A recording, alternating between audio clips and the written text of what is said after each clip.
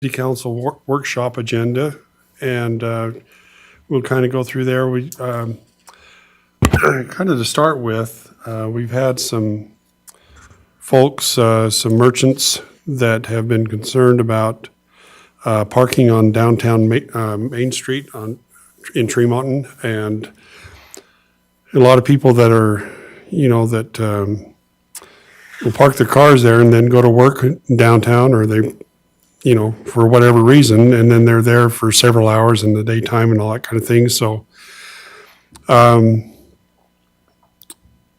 maybe we probably ought to talk about this. And I don't know if, Sean, do you want to kind of start the discussion with this? And maybe Nick can kind of pitch in and help us out a little bit too.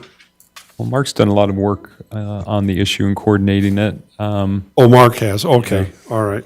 Yeah. So, as the council knows, I think it was Sarah mentioned the parking and kind of gave an idea of maybe a 2-hour parking on Main Street. And then a few days later, I got a call from Lita Smith from the Cover Up. And she had mentioned that she was wondering why the city took away enforcement of the 2-hour parking on Main Street. And I mentioned to her I wasn't aware that it was an ordinance. And so I looked up the ordinance, and there actually is a section of downtown, of our downtown area, both on Main Street, as well as the crossroad, the north and south roads, 200 West, 100 West, and 100 East, that are under an ordinance of 2-hour parking. It says, it's unlawful for a person to park or leave standing any vehicle, either attended or unattended, for a period of greater than 2 hours in this certain area of downtown. So, I talked to Police Chief Nick Nesson and said, is that something we would enforce? And he kind of mentioned first he would give warnings because all of the signs have been taken down. I walked it a little bit. And there's a couple signs up. In the 20-plus years I've been here, they've come up and they've come down as directed by the city council. Yeah. And if you remember years ago, back 2025, Kathy Bessinger used to walk the sidewalks, and she would chalk the wheels, because that's how you mark a vehicle. Or probably there's something different in today's world, but in that world you just chalk them and know if they got moved or not when she came back. But so we have put them up and down over the last 20 some odd years. Enforcement hasn't taken place since probably Kathy was here. I did call UDOT to make sure we were still in compliance with them. They wanted to do a study, traffic engineering order, before we started to put up signs.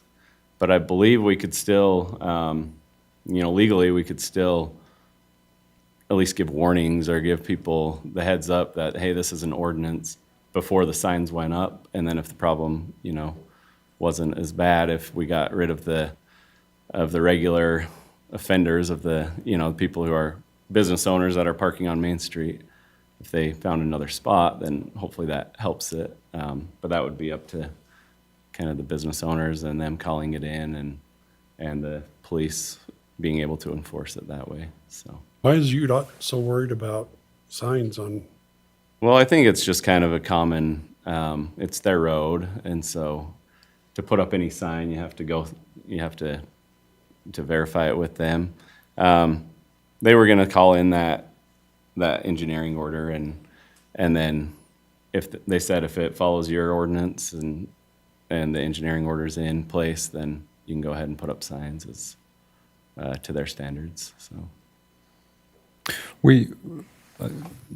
I would just interject. We anticipate, we don't have a position like Kathy Bessinger, who's solely focused on enforcement of traffic. And I'm not sure that was all of her job duties, but in talking to Nick, and maybe we should ask Nick sort of how he envisions the enforcement of it, because I think that's something for you to know and consider as we sort of move forward with contemplating the enforcement of it. Do you mind coming, Nick, and chatting? So I just was pulling the numbers for today. Our officers had 26 cases during day shift hours today. So that would be probably my biggest struggle is managing parking violations, which it always has been, you know, throughout my career, but as we get busier and busier, guys are focused on the calls that are coming in, and parking stuff kind of takes a back seat to like the overdose that we had this morning, you know what I mean? So it would be probably a learning curve for all of us. And I don't know if there's any new technology. We'd probably have to find some sort of way to shock people's tires, which I don't know, it's a tough one to, because obviously it's an important issue because you know, people park because there's not a ton of parking on Main Street, but I don't know exactly how the enforcing of the ordinance would go, other than business owners being willing to call in and saying, hey, this car's been here for a couple hours, can you stop by? Because as officers are going to calls, you know, they pay attention to what cars are on the road, they're not necessarily paying attention to how long the car has been parked, so.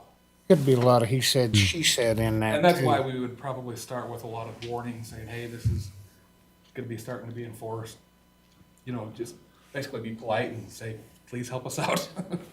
Could we go to the business owners right there and just ask them to put a sign in there and remind them?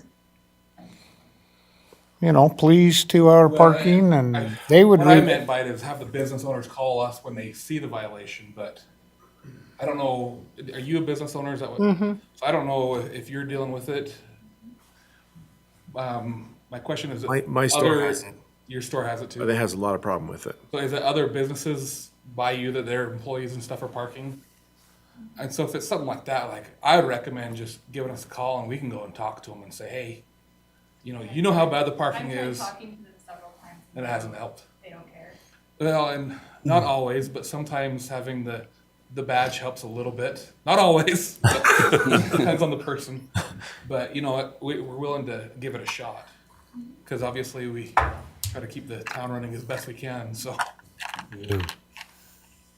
Mayor? Yes. I wonder, like, if I'm going to Brett's store, there's a little bit of parking in the back, which helps a little bit.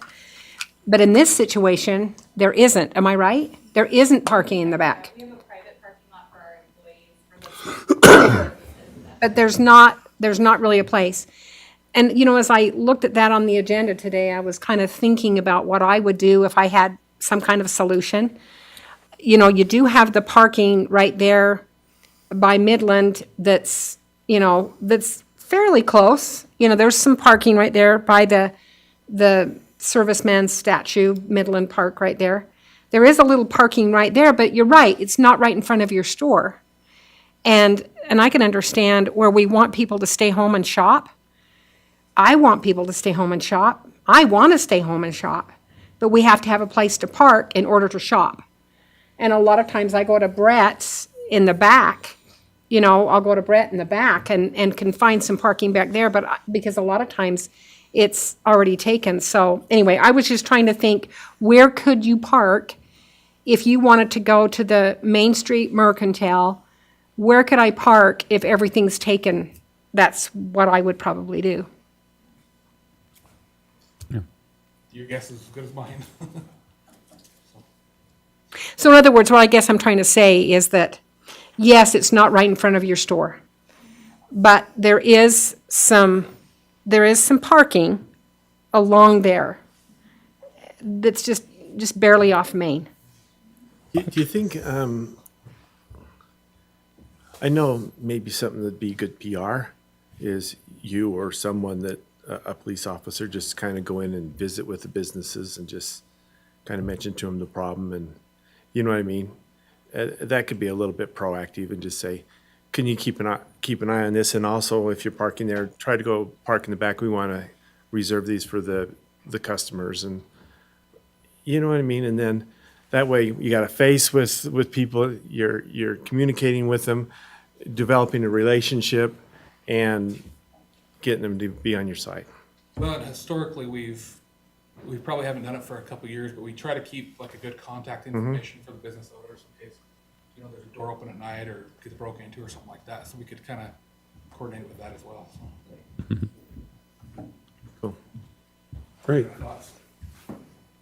No? Yes. So the repeat, those that are kind of repeat people, do you think we can reach out to them a little bit and Oh, well. encourage? I would probably have to talk with the city attorney to see if it's not marked, if we should be enforcing it, and if UDOT hasn't signed off on it. But I mean, we can reach out to them. And I think what they're signing off on is the signage. Just the signs. Because in the past, we've always signed the North and South Street. Never have we signed actual Main Street. We could do the streets that we had control over as far as putting signs on sidewalks. They have been some that were mounted on buildings if the building owner gave us permission. Yeah. And you could probably go down through there and see some of those scars, There's actually a couple signs up still. so. Okay. So how But do we, why wouldn't someone agree with that? What business owner wouldn't agree with that? They're the ones parking there because they don't have a lot of street traffic. Okay. You know, if you're not dependent on street traffic, you probably don't care that you park in front of your place all day long. Yeah. Because, I mean, this is a give and take amongst all the store owners through there. And maybe some of them don't play well together, I don't know. But I agree, because we've done a study, and Sean knows, that showed how much parking we did have downtown. And the problem is a lot of it is like over here by the city building. And then you have to walk to Main Street or, you know, some of this other off-street parking. And but a lot of it requires you to walk because there's not a lot right there in the front where you have to parallel park. So Sarah mentioned that she can park in the back, but the other owners of the businesses, maybe on her side, cannot. I mean, really, because even Brett's parking is private parking. And he allowed, you know, him and the pharmacy, they've always utilized it for the public to come in so they can come in and out of their store. But it is private parking in the back. Soda Fix and those, that's all private back there. and that's I where think most they let employees public park park are in it. behind there. I didn't know that because I've always parked in the back. Yeah. Oh, and you're welcome to. And they want, because that's where, probably how they developed this, so customers had an easy way in and out. Because business is about foot traffic. Yeah, for sure. So h- Yeah, where do how we go keep- from here? Yeah, that's it. Where do we go? This is what I think I've heard, and maybe I'll add a few other items in. But it sounds like Nick could reach out to the businesses or have a representative from the police department talk to the businesses on Main Street and just sort of let them know that there's an ordinance. Mark is working on getting UDOT's authorization to put the signs up. We could put the signs up. Mark also submitted a TAB grant for wayfinding. And some of the past studies, in fact, as far as 1988, there was a study done. And it essentially said that that there is limited parking and people don't know where to park. And so the idea is try to direct people to the parking because, as you mentioned, you know, Brett's parking is located behind his business. And so, you know, we could add some, if we get that wayfinding grant, we could add, and certainly what was contemplated was designation of parking, public parking, and try to direct people to those locations.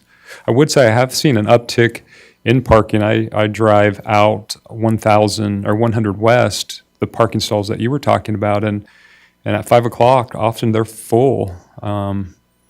So, you know, I think those are the steps that we could take immediately, and it sounds like enforcement would be a little bit of a challenge. I would tell you, you know, with our business licensing fees, and I'm not suggesting that we implement this, but there's 3 components to our business licensing fee. It's one for regulation, so just the cost to regulate business. It's essentially the cost of issuing a business permit. Then there's the cost of disproportionate service, which is associated with public safety, and do more businesses generate more calls on public safety? And if they do, then they pay a cost per call based upon the average calls that they generate. And then there's another component that we could add that we don't, which includes selective service for a select business section. And so, you know, potentially, you know, if enforcement is what's needed, and and we need more resources, that's an element that you could consider in order to help, mitigate the cost. I don't think it would cover the cost, but essentially it could help to mitigate the cost, and maybe we have someone, who works part-time or during selective hours randomly, who goes out and does enforcement, and the fact that it's random, could essentially, require compliance just because no one knows exactly when the enforcement would occur. So that's another option to consider. But I think in the interim, we can at least take these steps and see if we can make some progress. Sounds good I to think me. there's also, we may be getting into an extreme here, but I think there's also a camera system you can put, where it monitors that, and if something's in the same spot for a period of time, you don't have to have an officer or anything like that. It just would send a text and say, hey, you've got this going on. And I have no idea how. I know they have that available. I just don't know how much anything like that would be. It would be nice to have cameras on Main Street and all that, but. Yeah, good point. We could look at that. The other thing that we might do, and I've been really paying attention to how the city is communicating with our citizens. And so obviously, we get our water bill, whatever, we get this water bill, and we all get it from the city. And there's, numerous, for your information items there. And maybe that could be put there too, is that, remember, there is 2 hour or whatever we decide, and communicate that way, because I've been really paying attention to what we're communicating. Yeah. And so that might be something to go on the city water bill. Yeah, And the website. And the website. yeah. Just a reminder, because it hasn't been brought up very often. Yeah, So, good point. One last option, this is just more maybe for discussion purposes, but, several years ago, UDOT permitted us to put up those pedestrian activated lights, which I think helps. If parking is located on the other side of the Main Street, it certainly helps. And so I think my recollection of where the parking is, public parking is, and where people would be crossing, the locations that have those ped activated, crossings are where they need to be. I can't think of any other that would be potentially necessary to help facilitate people parking and being able to feel like they could get across the road and do it in a safe way. But if you do, if something does come up, Sarah, if she recognizes a location that maybe we could try to, get another ped activated crossing, we would certainly reach out to UDOT and see if they would permit that. It is done by permit. And last time we didn't quite meet the thresholds, but they allowed us to put those in. I guess if it meets the threshold, they will do it.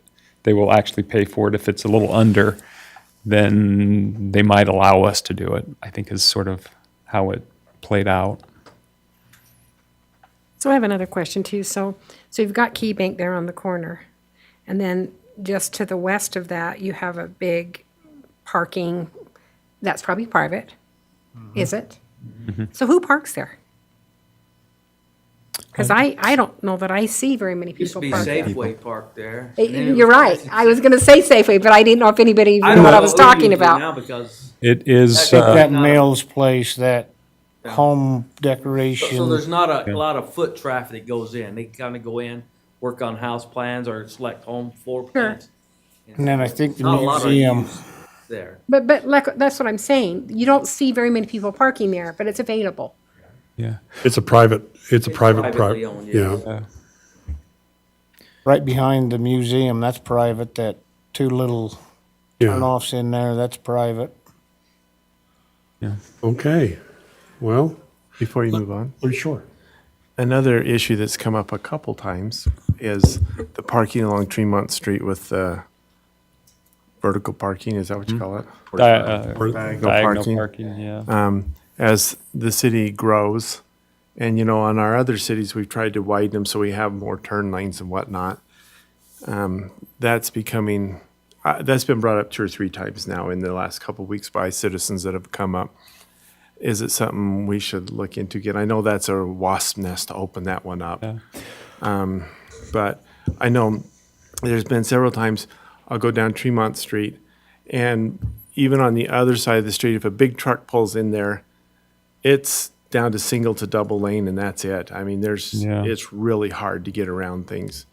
And so I'm just wondering if we shouldn't think of doing parallel parking all along Tremont Street versus, or, the diagonal parking. Yeah, I think we could definitely look at it. I would say, this is the central business district, and that is Center Street. And I completely agree, because I've ridden my bike there, and it is a little precarious, and whether you're on a bike or in a vehicle. But I can think of several different center streets that come to mind where they have diagonal parking. For example, Provo has it, Moab has diagonal parking, and in some ways, I think it's to be expected that there is a little bit of friction that occurs on the side of the road, and people are supposed to travel at a little slower speeds, and it is a little different, I think, in that central business district. That's my opinion, and others could disagree. But, from my perspective, I think we continue to watch it. If certainly there's, a hazard that really needs to be dealt with, then we really do need to look into it. And I think it sort of can be. So maybe we do have our engineer take a look at it, give us some thoughts on ways we could make it safer. But the fact that there's diagonal parking and it's a little congested to having friction that's on that side, I'm not sure that's unusual or unacceptable. I wonder if we can't put some size limits or something. I mean, a full-size truck pulling in there just That's what I've, it's impossible Full-size to. truck with a hitch on the back. Yeah, I completely agree. That's where I've noticed the problems, especially in front of Napa. Yeah. That's, Well, the actual worst is where you're talking, and we have pushed the parking back as far away from the intersections we thought we could, but it's still, when you get a big truck, it takes up into that lane, and you got a turning lane, almost a straight through lane, and then in a right turn lane, and those really trucks do. yeah. I don't know if there's a way, like you said, to limit it to economy size cars or and maybe normal just size trucks. the first 3 stalls or something, just put in there. Well, you can do just small cars. Small cars, and What they do in, That is. these terrace parking That'd lots. help. It gets scary, yeah.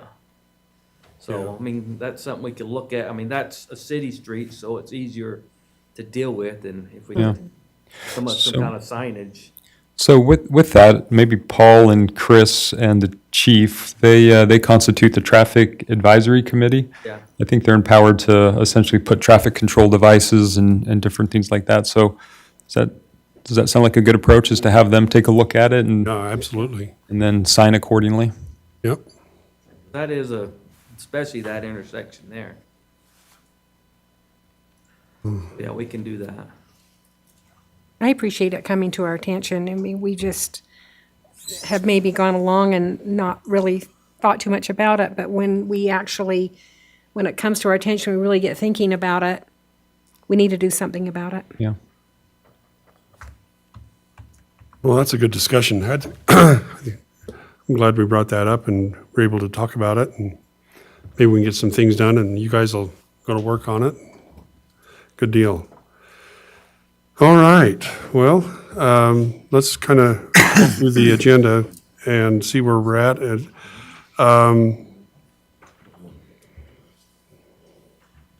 Do we have, let's see, the opening ceremony, I'll get with one of you guys and we'll come up with prayer and a pledge. Let's see. Declaration of conflict of interest. Anybody have any, look over the agenda, is there any problems with conflict of interest? Okay. Why don't we just kind of walk through the agenda for a minute here now and make sure we're comfortable with all of the business items and everything. And Let's see. Paul, you got 25 years. Oh, yeah. Didn't realize that until I looked at that. Absolutely. That's great.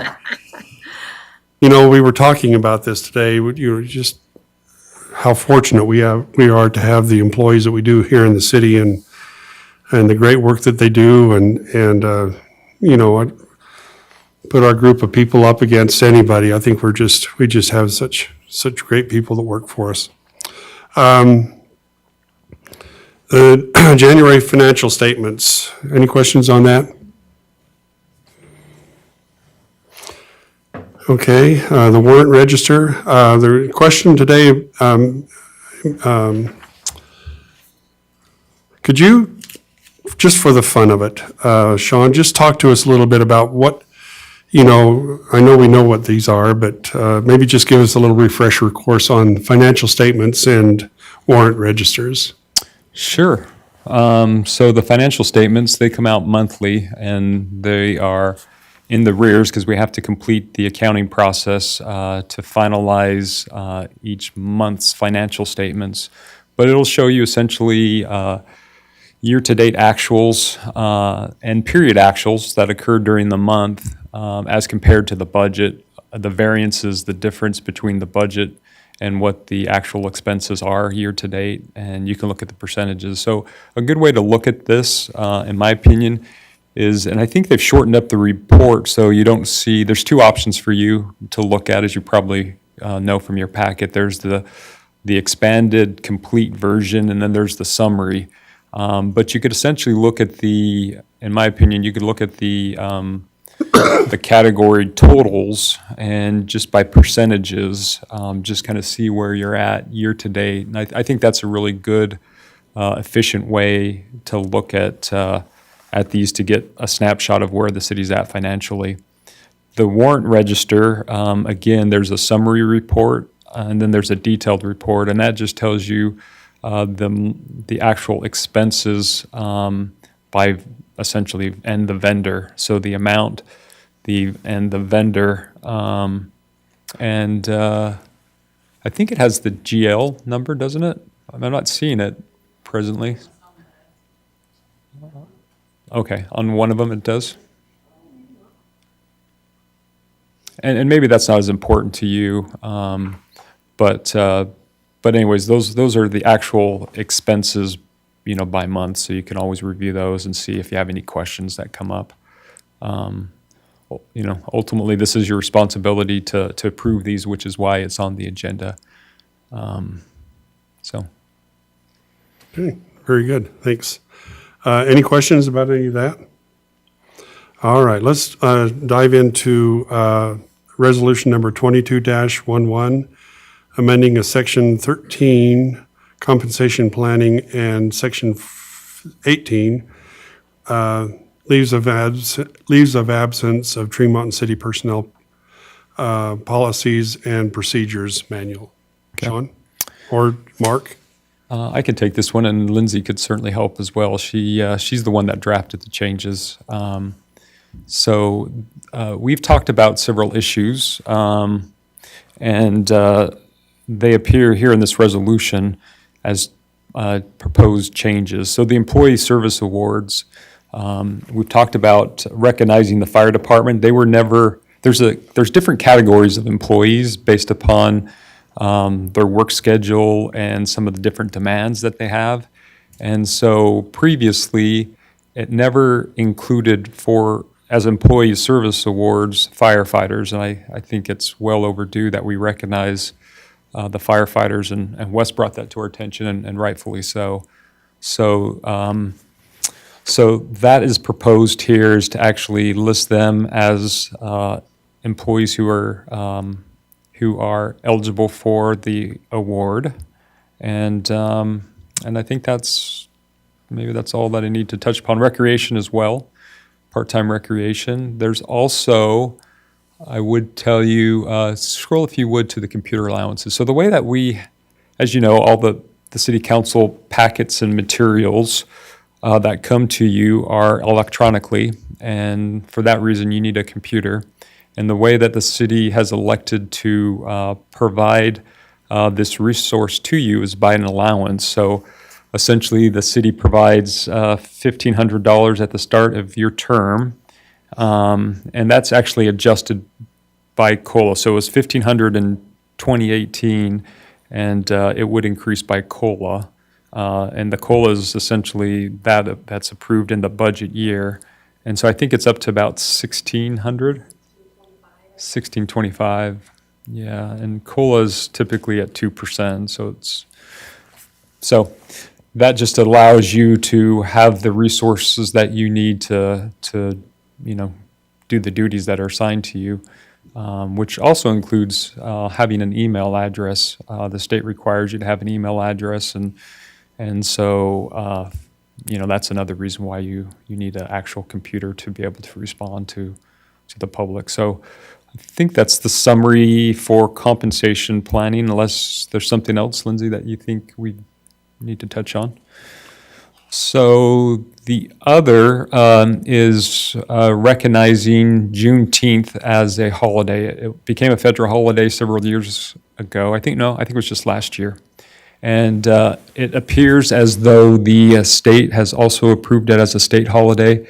It went through the legislative process, and as I understand it, it's enrolled and being ready to be considered by the governor, if I understand the process correctly. I'm sorry for my ignorance. What does it stand for? Yeah. So I don't know Juneteenth is, I forget the actual year, but it's essentially when the federal troops marched into Galveston, Texas, and emancipated the slaves. So it's the 19th, 1865, yeah. after the Civil War. They didn't realize that they were emancipated. It's been a Texas holiday since 1865, I guess.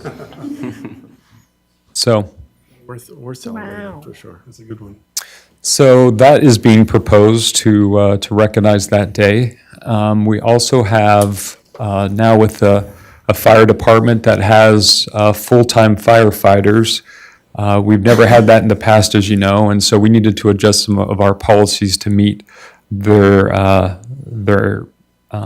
that type of employment or employee into our policies, and that's specific to holiday pay. So essentially with public safety, what's being proposed and what's been done is that because we need our public safety employees to work on the holidays, we recognize that they have holidays coming to them, and they can take them.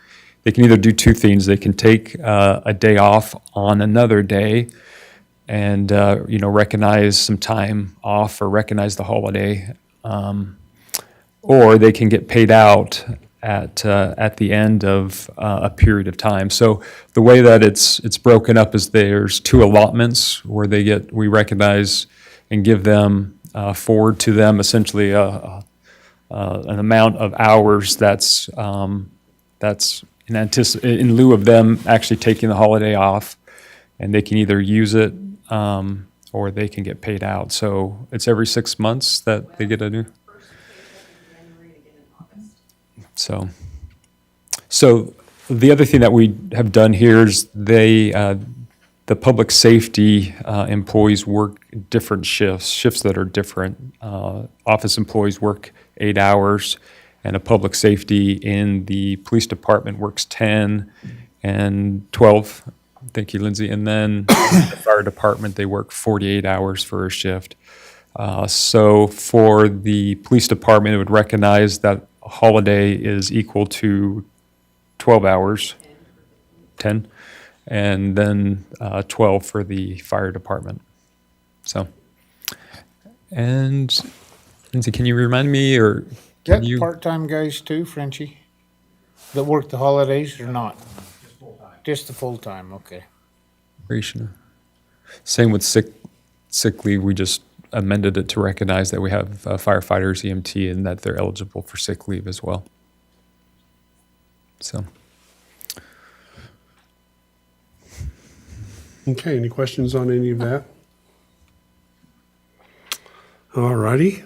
Discussion and consideration of approving resolution number 22-12, reaffirming, amending, and enacting new fees and fines in a schedule entitled Tremonton City Consolidated Fees and fines, including but not limited to fees for garbage and recycling collection services. Yeah, it feels like it was last year. Yeah. It was early last year, but we got a notice from Econo Waste, and it was all spurred on by the Box Elder County landfill charging extra for their tipping fees, and so instead of Econo Waste eating that increase, they requested from the city, which they can do as part of their contract, some fee adjustments. And so for the garbage collection, they wanted, well, it went from $32 a ton to $34 a ton for them to tip. So he equates that to 40-cent increase for each resident. And so that's the garbage collection increase. And then recycling, talked to him about recycling as well. They don't go to the Box Elder landfill for recycling. They take it down to Ogden, and he with the price of gas, with the price of everything that went up, 7.5%, increase in the consumer price index last year. He's never increased the price per can for the recycling, so he requested a 47-cent increase, and for admin charges and different things, we rounded it to a 50-cent increase to the residents. So 90 cents overall in their monthly If they have bill. recycling. If they have recycling, or 40 cents if they don't.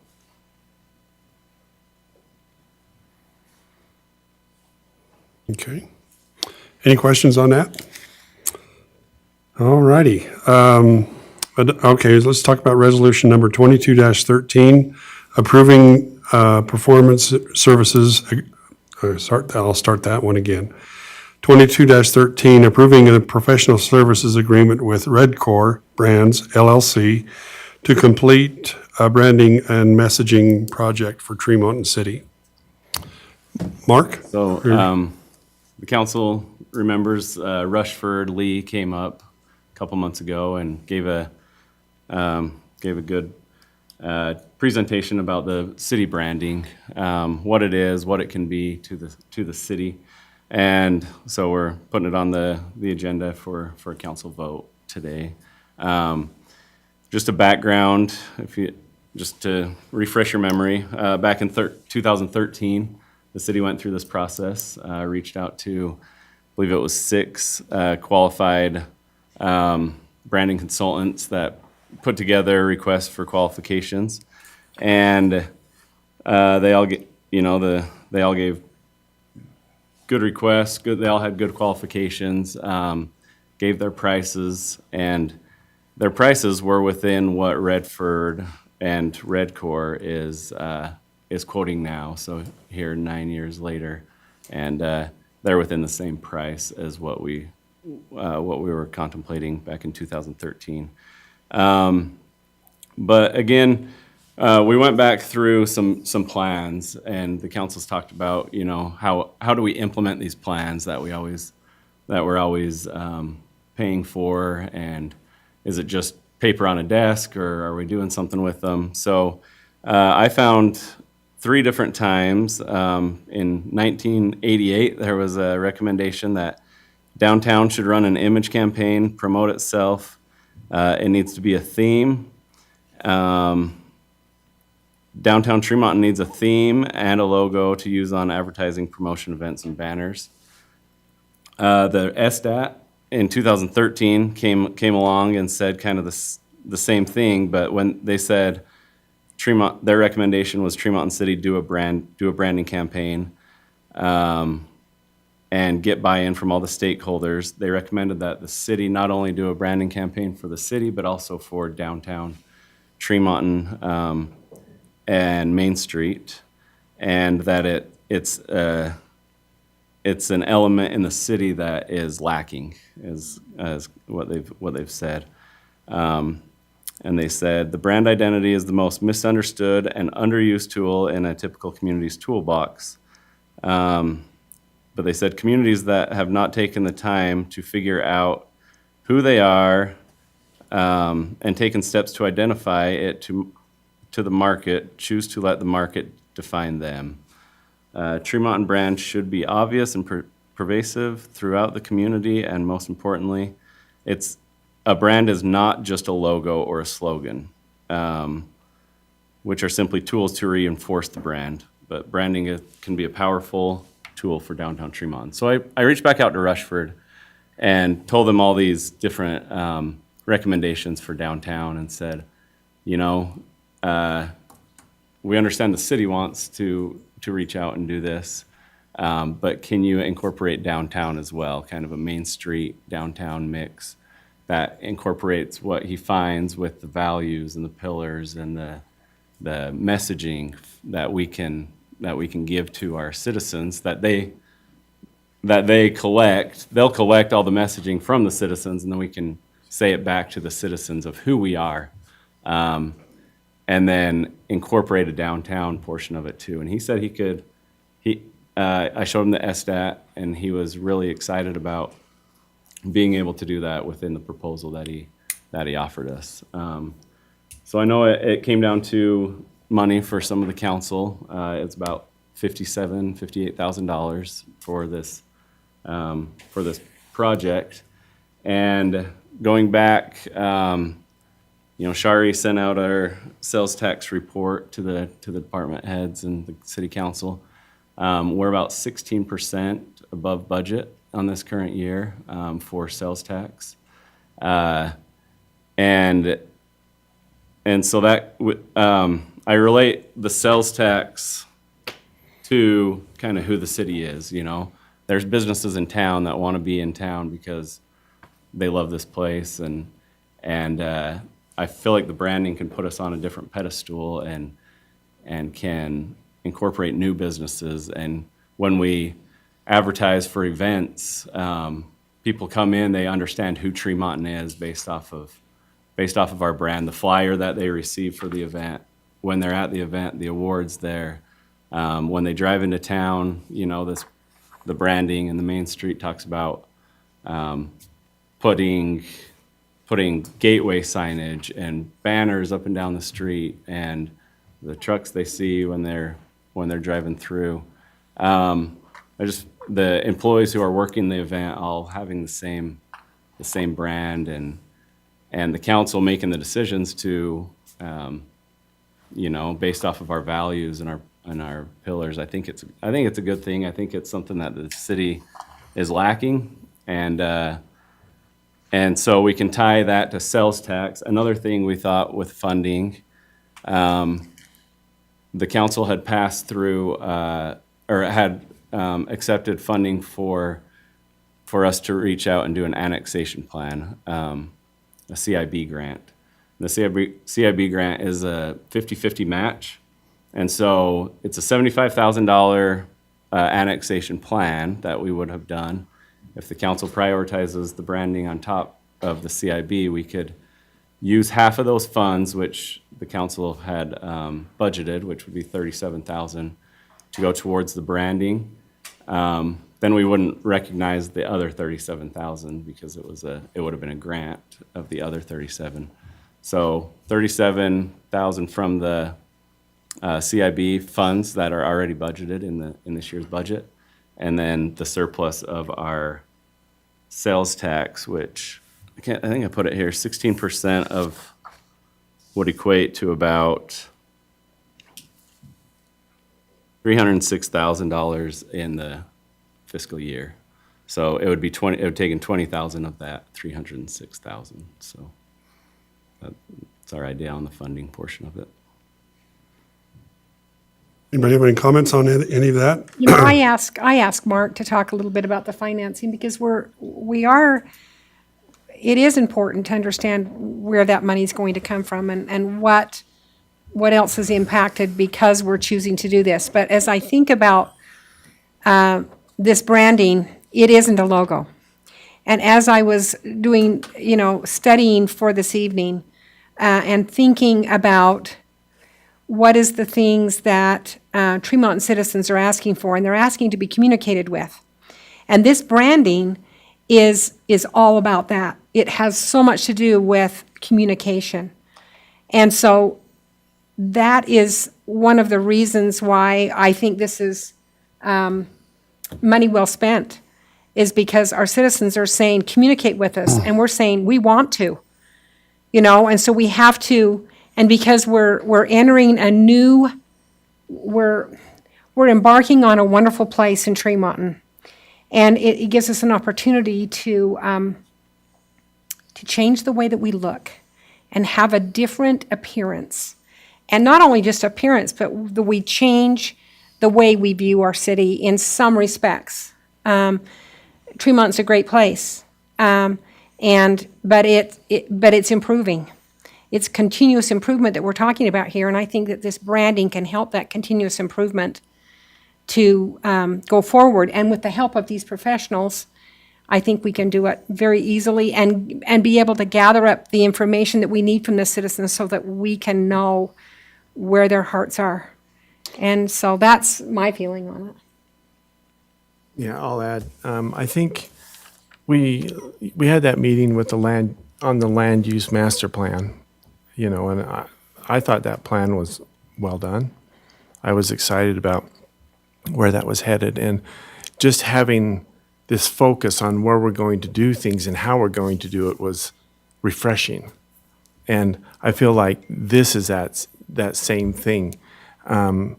We have a culture change going on in Tremonton right now with our growth. Today, I'm pulling off the freeway and they're taking out the cattle guards. What does that tell you? It tells you that we don't have cattle out by the freeway anymore. We're going through some change. To some, that's unfortunate. To others, it's changed. So, I just think that the focus we would get from something like this would be really fantastic. It would help keep us all, focused on the same mission, on where we're headed.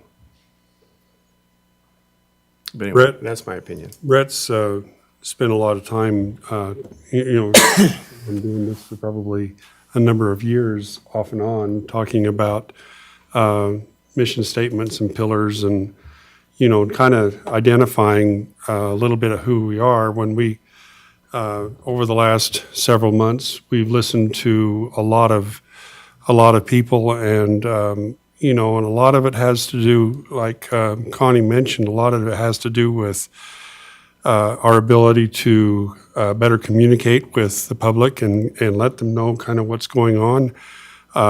Granted, there's sometimes the public doesn't want to really know. They're just happily going about their lives. But then there's people like who we have here tonight that are very interested and want to know, and they're making a difference.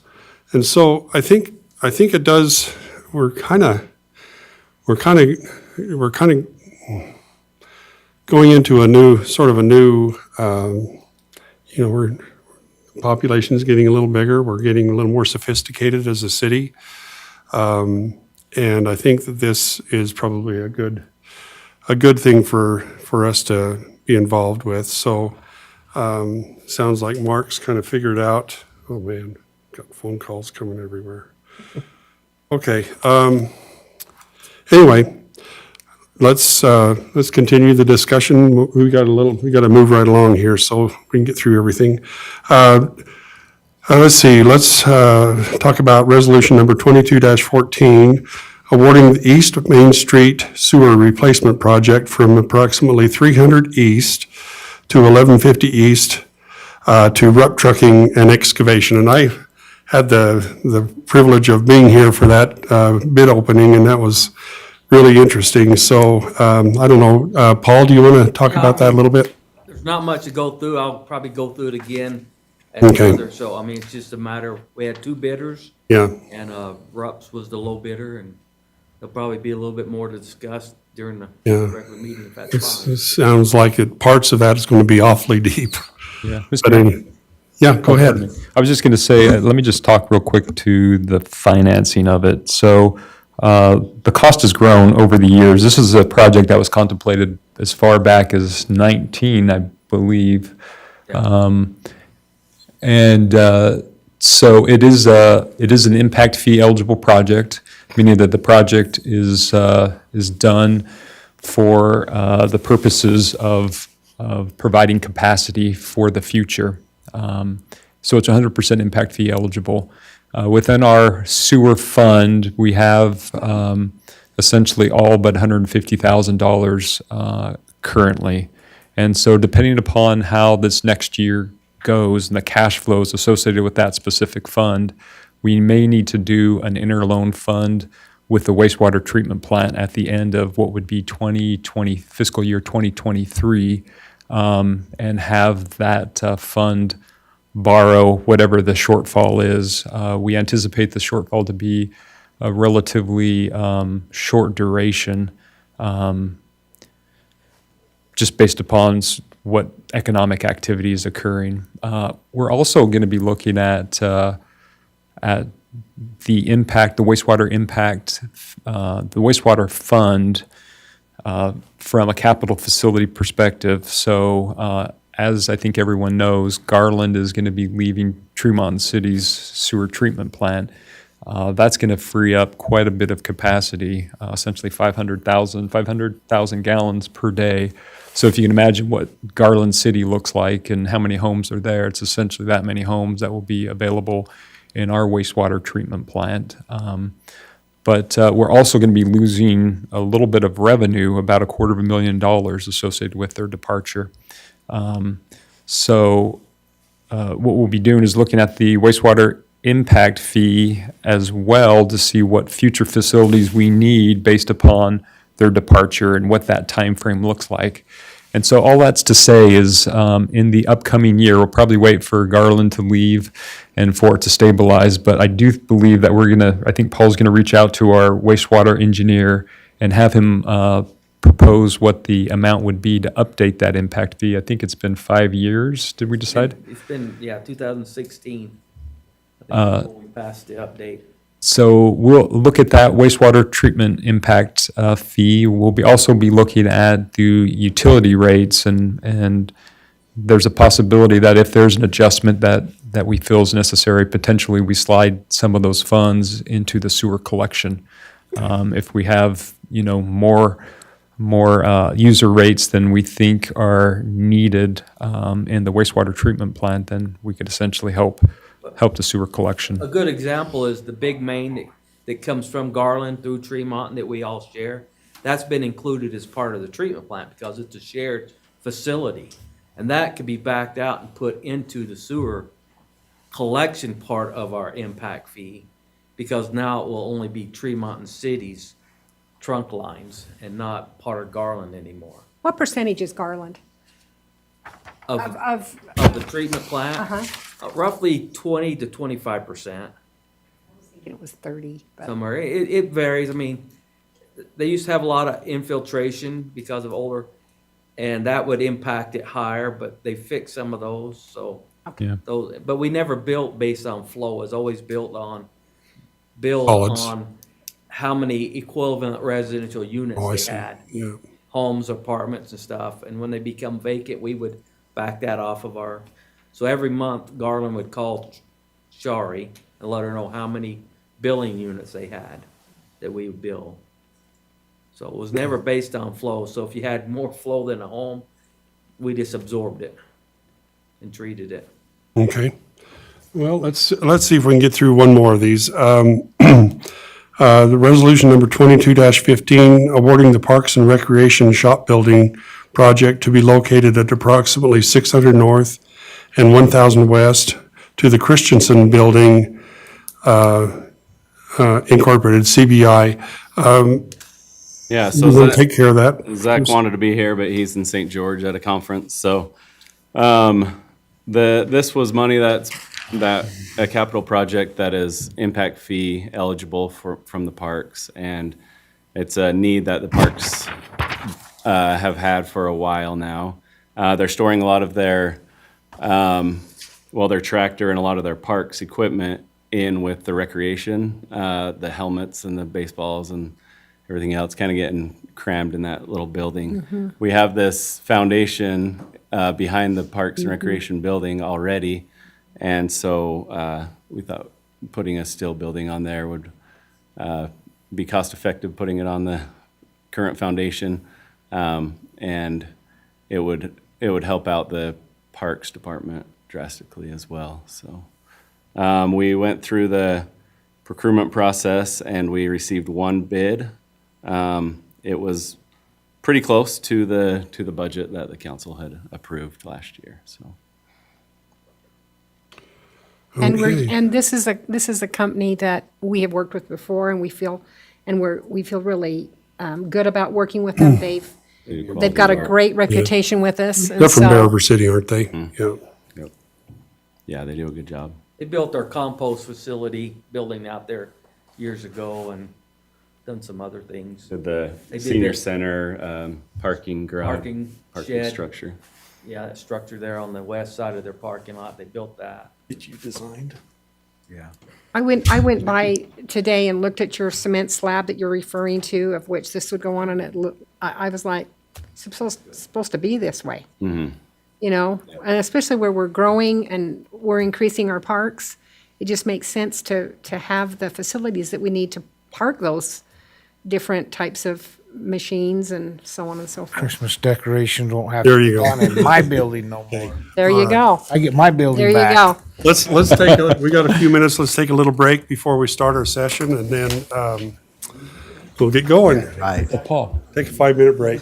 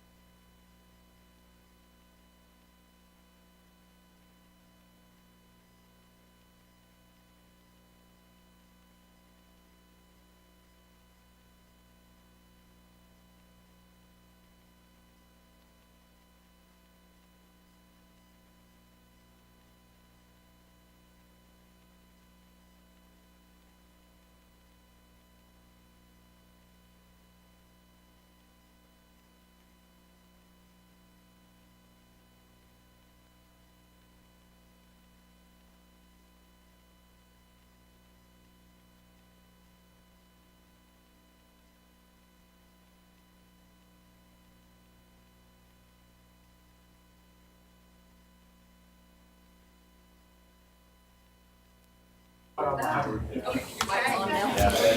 go shovel as much as you want in the back. It's a story of my life. Family get together and Learn to whistle.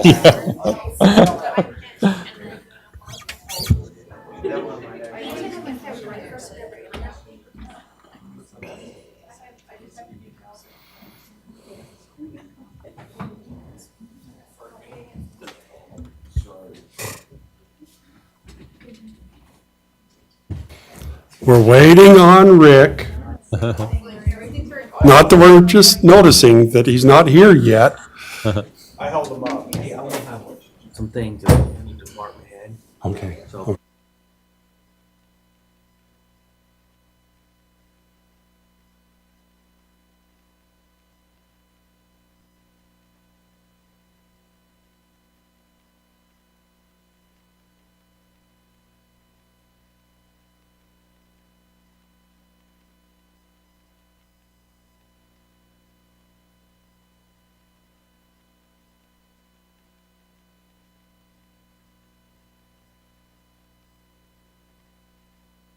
We're all waiting on you, Rick.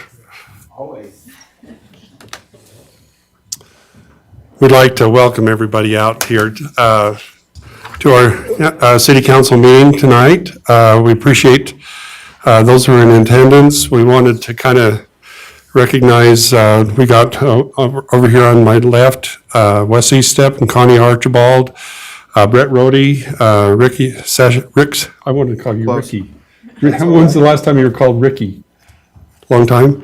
Rick Sessions, Lindsay Nesson, Paul Fulgen, Mark Christensen, Sean Warnke, and I've asked if we could have Jeff Holt offer a prayer to get us started here today, and then after Jeff, we'll have Sarah Mormon, spelled M-O-R-H-M-A-N?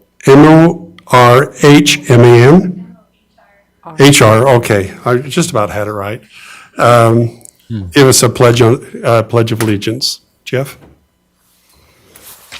Lord, we ask that you be with us this day and guide us. We thank you for this beautiful day, for the moisture that we receive, and for all the incredible blessings that you bestow upon us all.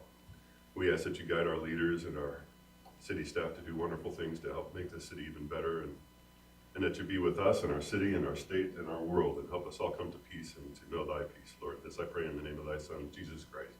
Amen. Amen. Amen. Thank you, Jeff. Sarah? I pledge allegiance to the flag of the United States of America and to the republic for which it stands, one nation, under God, indivisible, with liberty and justice for all. Thank you, Jeff and Sarah, very much. Okay. We got through the introduction of guests, declaration of any conflicts of interest. Hearing none, I guess we'll go ahead and move on to approval of the agenda. I'll make a motion that we approve the agenda this evening as indicated. I'll second it. Been moved and seconded that we approve the agenda. All in favor? Aye. Any opposed? Approval of the minutes, February 15th, 2022. I'll make a motion, we approve the minutes of February 15th, 2022. I'll second it. It's been moved by Rick and seconded by Connie to approve the minutes. All in favor? Aye. Any opposed? Motion passes. All right, this is moving into our public comments period. We had a special request. Oh, my mind has gone blank. Katie What? Bocuts. Yeah, Christie. Oh, my heck. Oh, Christy, pardon me. Christie, I apologize. My mind just went just completely blanked out right there. She wanted to know if she could have a few, normally we grant 3 minutes to the public to be able to make their comments. Christie asked if she could have a little more time, so we'll give you what you need to talk about within reason, Christie, and then we want to get home before midnight. It should only take 3 3 minutes. Okay, I condensed it really good today. okay. Okay, I'm going to talk about unity, civility, and respect. First of all, I'm going to start off with something that I want to talk about someone on the council. This person doesn't even have a clue I'm talking about this person. He's very quiet, honest. Can I move this thing? I feel like I'm eating it. You can, yeah. Okay, thank you. Quiet, honest, and does not come with fanfare. Works hard and has integrity. You see, I found,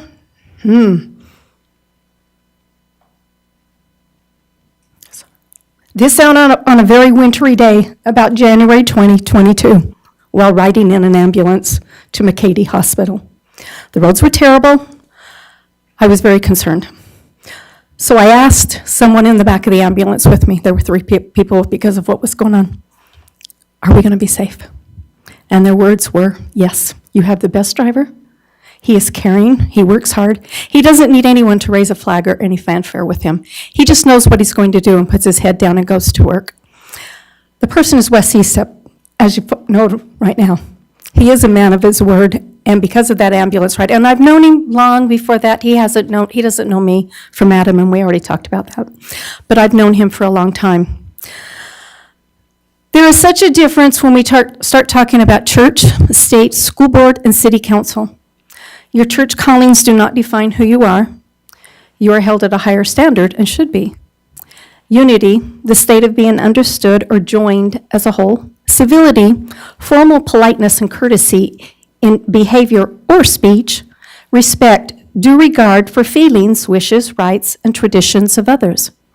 As people have stood and voiced their concerns as to where this town is going, as in building, water, sewers, schools, roads, taxes that we will all be asked to pay, we have been met at times with anger, with hostility, with yelling, with rudeness. Most of you have not shown, a lot of people, and I'm not just talking about a few people, I'm talking about a lot of people that leave here, they don't show an ounce of respect. That's sad. I want you to know. I'm laying it on the line. Unity and civility really does start on the top, and then it just trickles down as we go down. Micah, and we've talked about him in the past, when he looks at a farmer at a planning committee meeting and tells him, if you don't like it, sell your farm and move to Snowville, I don't care.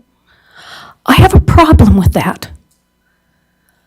Because the farmers are what feeds us.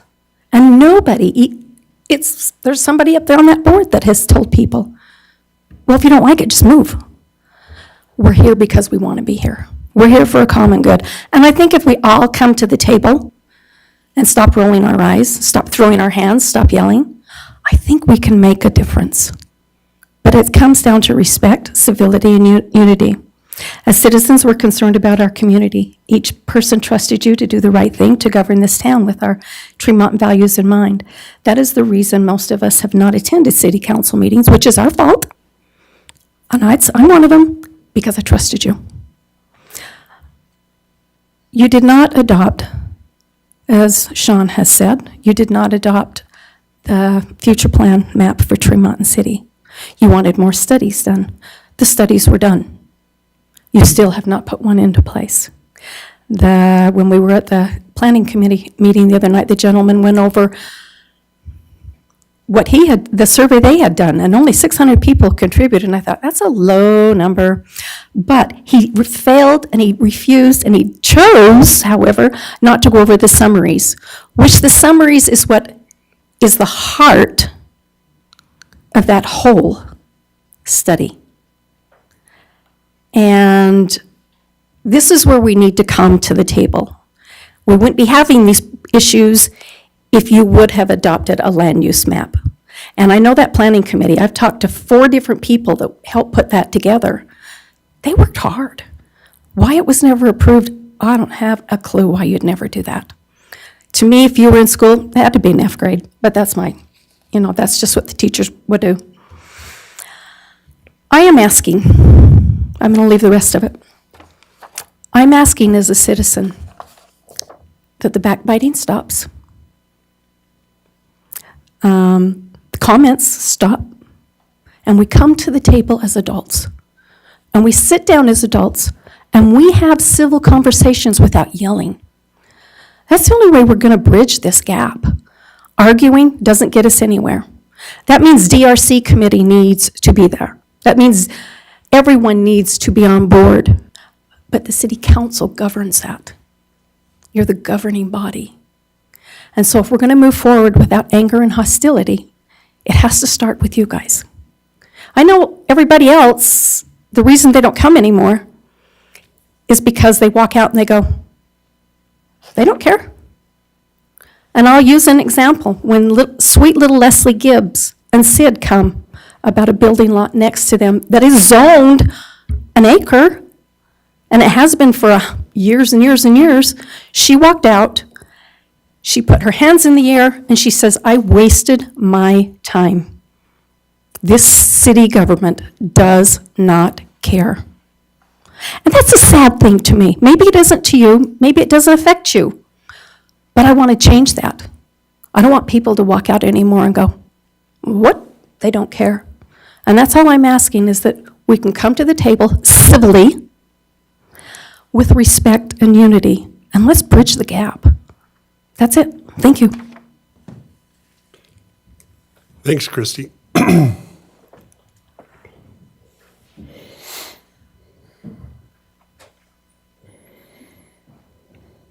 I'm Darlene Hote, and I just was out for a few weeks, so I don't know what kind of information you guys have talked about over the last few weeks, but I wanted to know, I have a garden area, and I didn't plant it last year because I knew we had water issues, and then the last meeting I was here, I understood that we would have enough water, so I just want to make sure we're going to have the water we need so I can know to put my garden in. So that was my first question. You're down on the south end, right?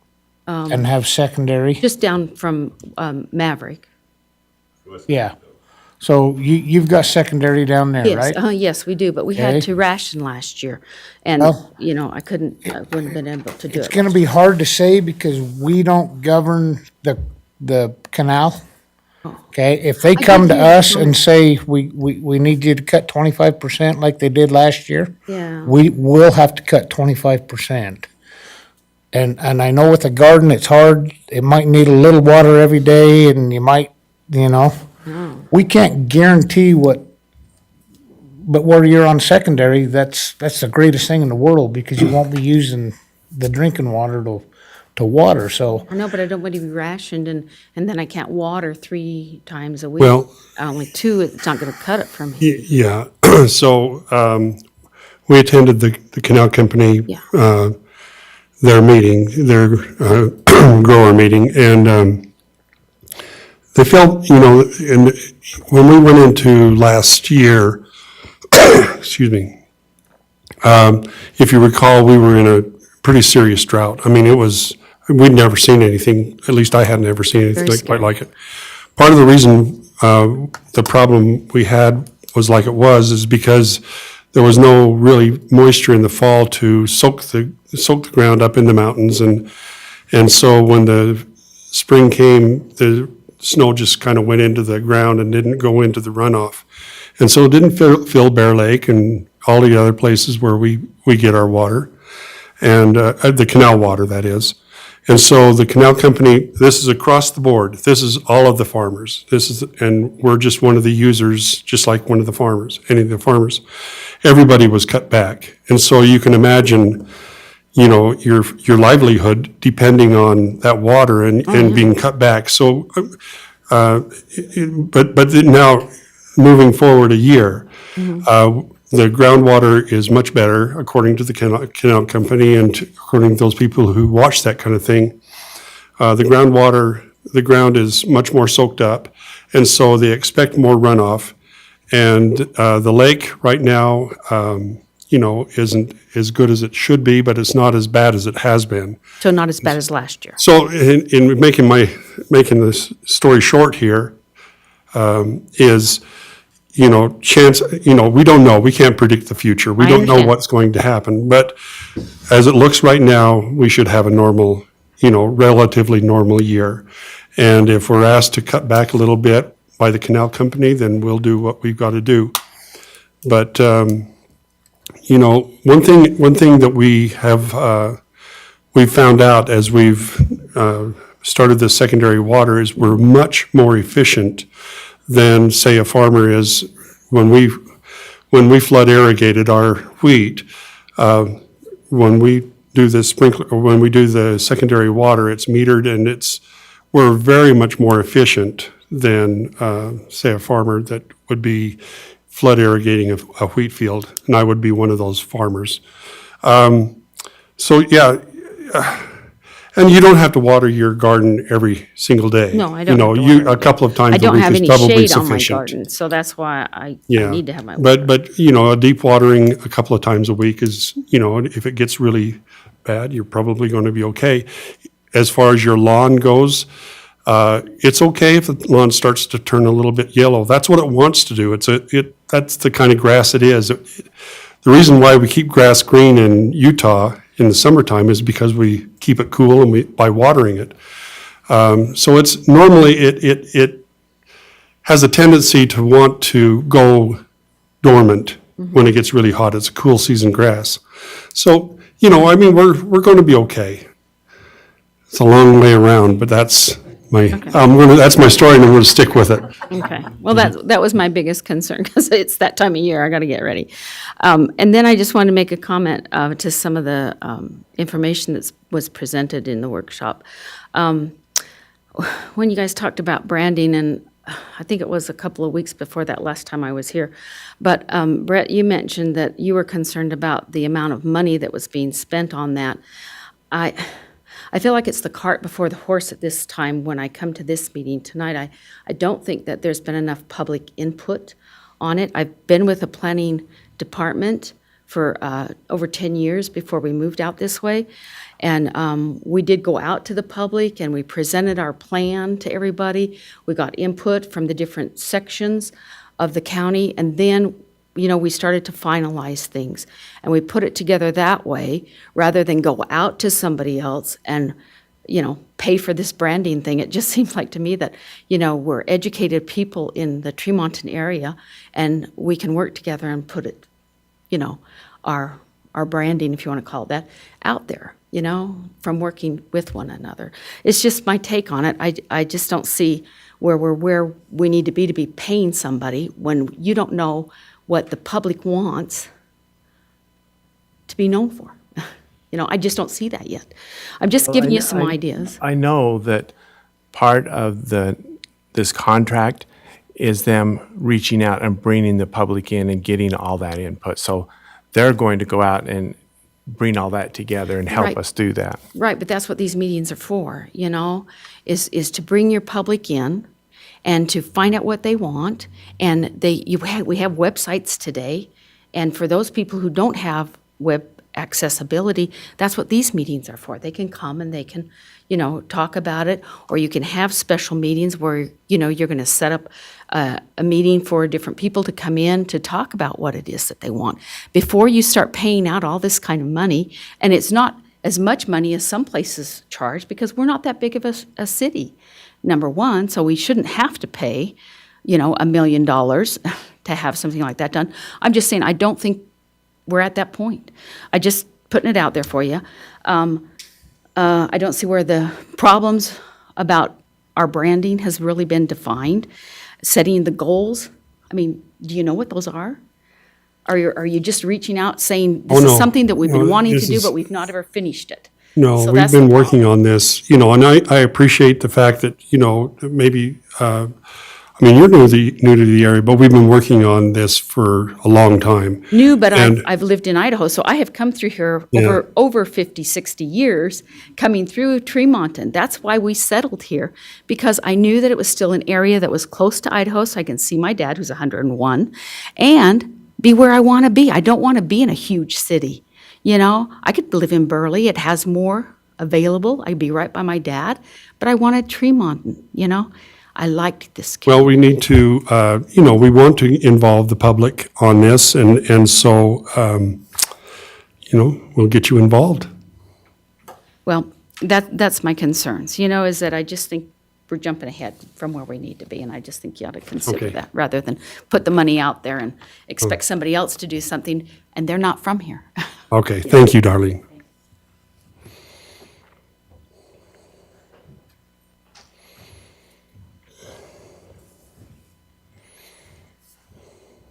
How you guys doing today? My name's Chris Danvers. I was up here one other time.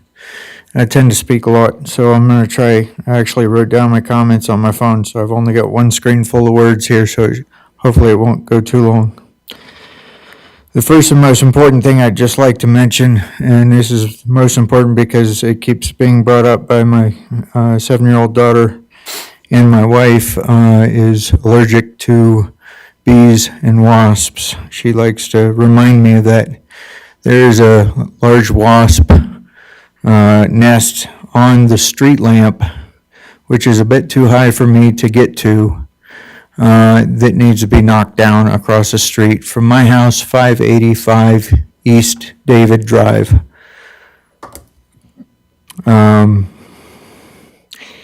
And to tail off of that comment, I really think that you guys should have a direct phone number to city services on your website for services such as pest control and dog catchers and other things, because it kind of sucks that I have to wait for a city council meeting to try and come and bring that problem to the city, where I could have just taken care of it in a 30-second phone call if there was a phone number that I could call on the website. Just saying. There, Lindsay? No, There's certainly not one for a dog catcher because I had 2 ranging dogs. We've got to contact us down at the bottom of the website. There's a contact Tremonton City. You can reach out to us there. Okay.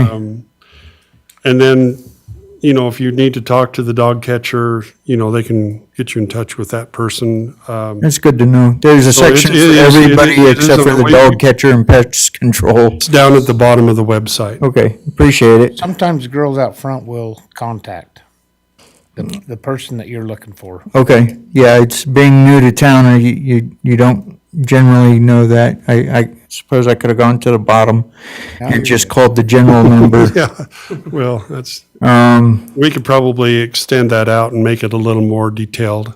oh, yeah, that would help. Okay. Coming from a service industry, I like to over-communicate and help people to be able to get the information that they need or want or don't even know that they want. The next thing I wanted to talk real quick about was the last meeting I was in, we talked, you guys talked about how we make mulch, and that wasn't really doing so well. I would like to pose the possibility of, instead of making mulch and compost, make fertilizer. There's going to be a great need for fertilizer, and the price is going to be right here real soon, and all of our farmers are going to be looking for it, and I imagine we can use much of the same material and maybe even be able to make a profit for the city by making that compost into fertilizer. The, I don't mean to, anybody want to say something? Okay, Paul, do you want to, let me tell you what from Extension's point of view, I was a county extension agent. Sure. Before this life. So the compost itself has a very, very small amount of nitrogen and phosphate. The compost's value is in soil amendment. So where its value comes in is it makes your soil more, it makes your soil happier, And so, from Extension's point of view, it's probably going to be really expensive to convert that compost into fertilizer, just because they're the very, very small amount of nitrogen, very, very relatively small amount of phosphate. So with that, okay. That's it, I mean, because that's why they make the compost or the fertilizers out of petroleum, because they can boost that nitrate level, which we're dealing with biosolids from human waste, which are the microorganisms that break down. Sure. And we have two options really to turn it into what's called a Class A biosolid. Class A biosolids mean it's not under any of the IRCLA rules with Superfund cleanup. And you can either incinerate it, which means you have to have a big furnace, or you can compost it. And so we elected to compost it. We started that in 1994, where we break it down. We have certain things we have to do for EPA standards, and then we have to test it after it's met all of these first parameters to make sure there's no E. coli left in it, and make sure there's no heavy metals in it. And the only reason we do that is to be able to get rid of our biosolids. Right. Any other way, if we land apply it with a permit from the state, or even if we take it to the landfill and pay them to take it, we are still responsible for that as a super fund. So if it ever caused anything in the future, Tremonton City would be responsible to do some kind of cleanup. Sure. And so, like Lyle said, it's very low in phosphorus and it's very low in nitrogen, because that's all it is what we get out of the grass clippings and a little bit of nitrogen that's left in the biosolids. Okay. So to boost that up, I mean, we would have to take our effluent water and actually grow it. There's a process where you can grow algae in there and then actually take that out and turn that into a higher phosphorus level, but it gets quite expensive. Okay. And even with our compost, we don't have a return on that. Sure. You know, we sell it for what we think the public are willing to buy it. We couldn't get rid of it, so we give it away as much as we can. Right. And like Lyle said, it's a good soil amender, but it doesn't have much nutrient value as far as phosphorus and nitrogen. But Yeah, that's a good I didn't idea. get your name. Chris Danvers. There's a new. Chris Dan Burgess, huh? No, Danvers. If you take Denver, change the E to an A and put an S on the end, then you got it. Got it. I was actually born in Denver too, so it You really make it complicated. Oh, yes. Okay. Thank you, Chris. Do you have any more? Yeah, I do. Okay. And I'll try and be real quick. I know time's a thing. So just touching on growth being inevitable, I'd just like to mention, as long as we manage that growth and encourage the values and the cultures that makes Tremonton so desirable, it might not be a bad thing, you know, if we can instill that into the people who are coming, or at least promote it to the people who are coming. Generally, they don't come here, or I imagine they wouldn't come here for any other reason than I did, because I like it here. Right on. Outward communication from the city versus digging for information on the websites. I think that you guys do need some people who are stepping out to the community as opposed to waiting for them to come into this meeting or looking for things on the website. It took me forever to figure out when this meeting was once I moved to town. Just saying. And I would love to get involved and help you guys out with any of this. I've got a million ideas. I do believe that the city should be broken up into precinct leadership. I do think that each of you should be assigned to a certain section of the city and that you should be voted on through that section. I think that it would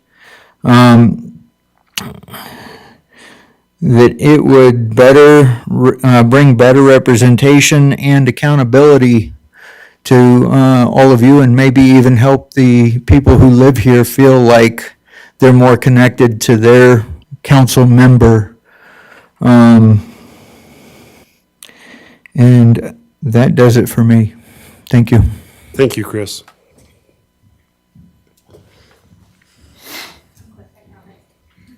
So I've been at the Holgram Nature Trail almost every day now with my pup.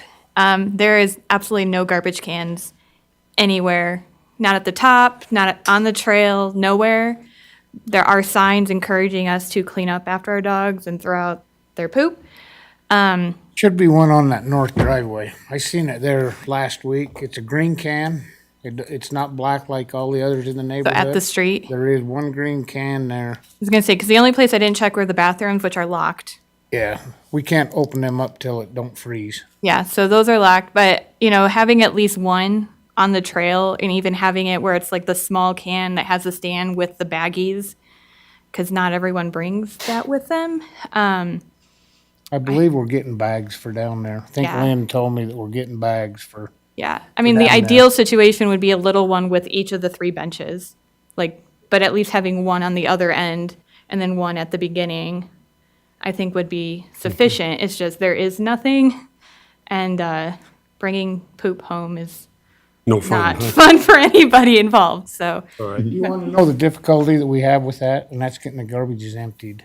If we put a garbage can down there, somebody Right. has to go down right, every Thursday and right, bring that up and drive the right. side by side on that trail and all that. It's a good thought. Guess Yeah. we can look a little more, but we're just hoping somebody can double bag it and tie it and then just drop it off when you get out to the top. There you go. But we'll talk about it, Cool. okay? Thanks, Sarah. All right. Any other comments? I appreciate everybody for taking time and sharing their thoughts and ideas and, I couldn't agree more with Christie's comment about communication and us working back and forth. That's the way we're going to make this city of ours a better place to live. All right, let's move on here.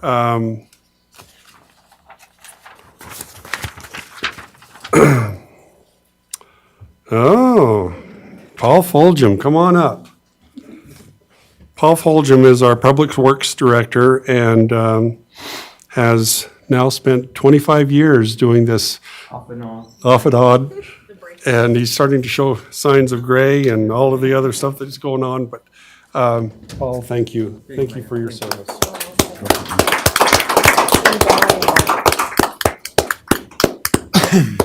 Okay.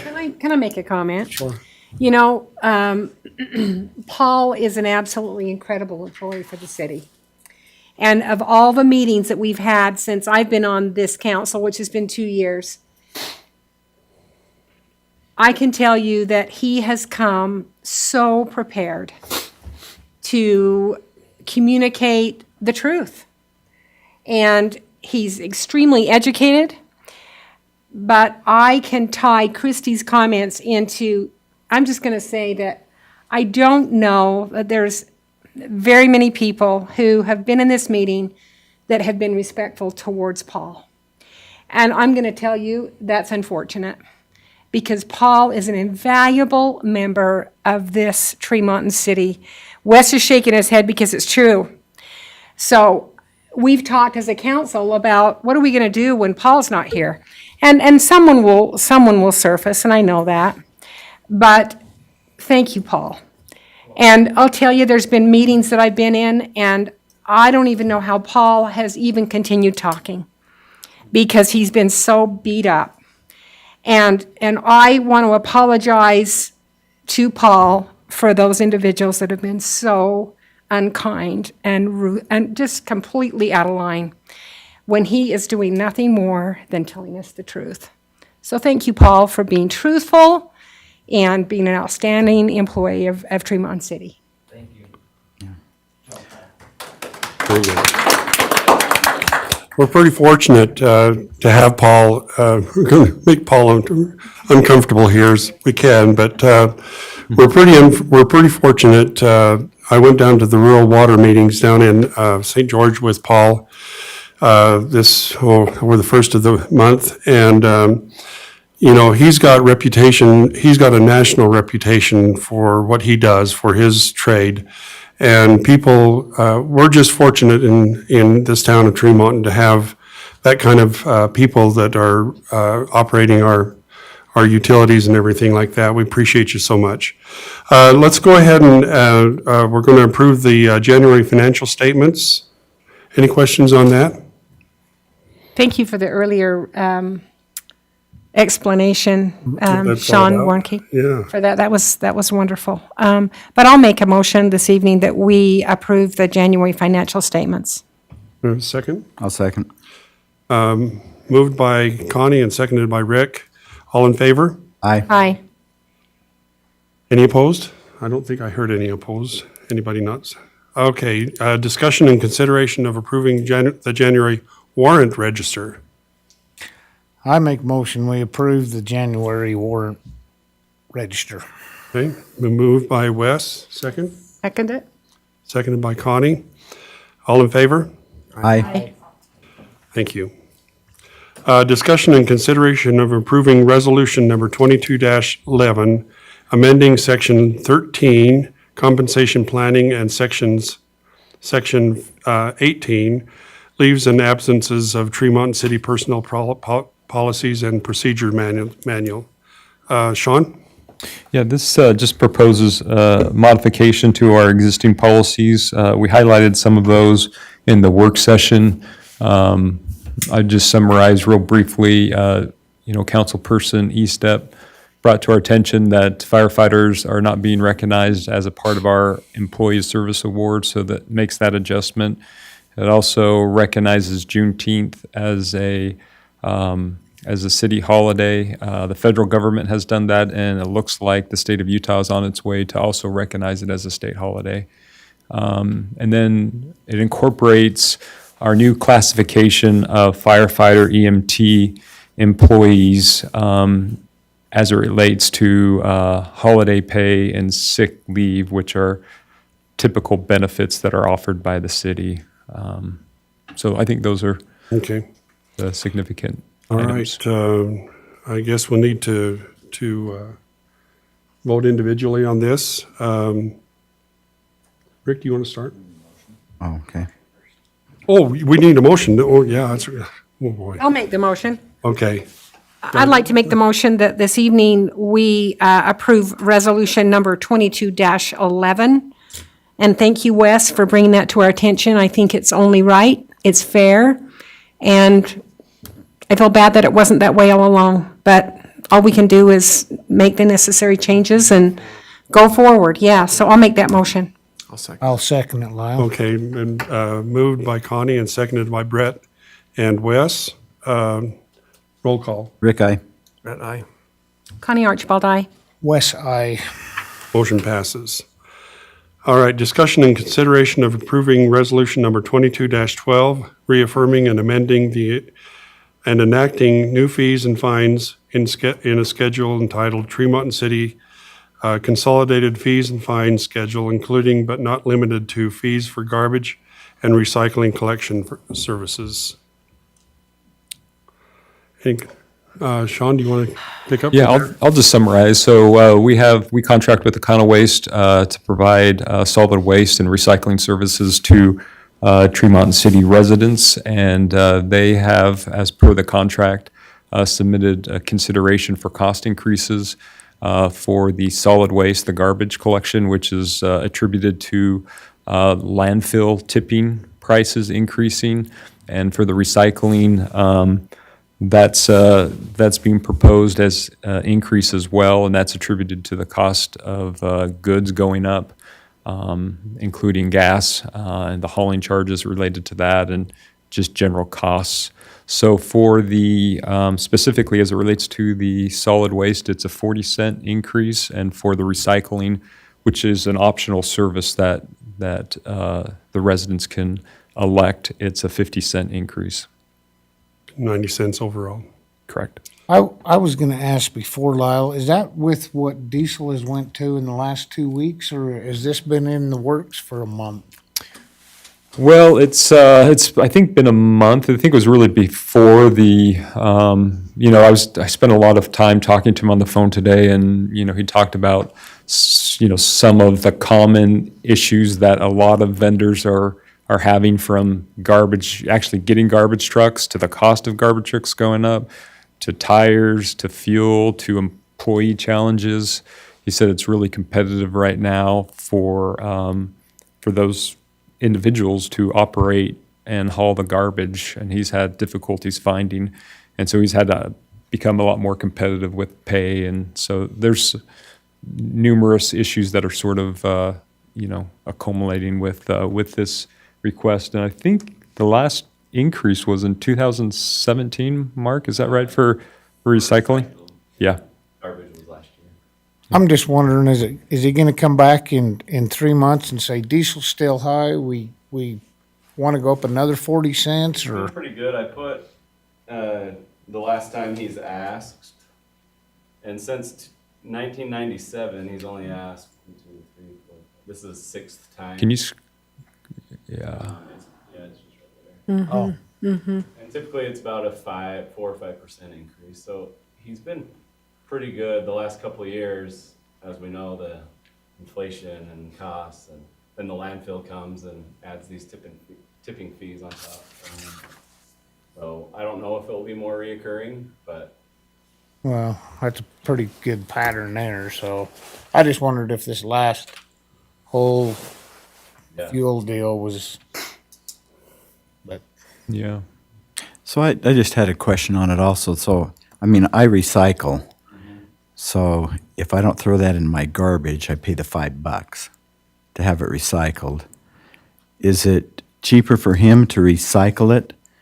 Or if I get rid of my recycle can and just put it in the garbage, I mean, it's cheaper for me. Yeah, when we went to recycling, he wanted a 50% take rate for residents. So for him, he's not making a ton on the recycling. It's more of a service. Well, it's a service for the city. We're not making anything on the recycling. It's all passed. Sure.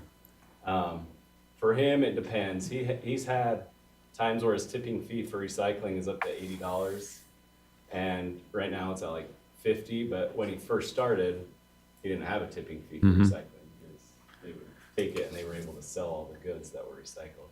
So it's a really volatile market, and kind of hard to say what it would be at this point in time. Other than it's the right thing to do. Yeah.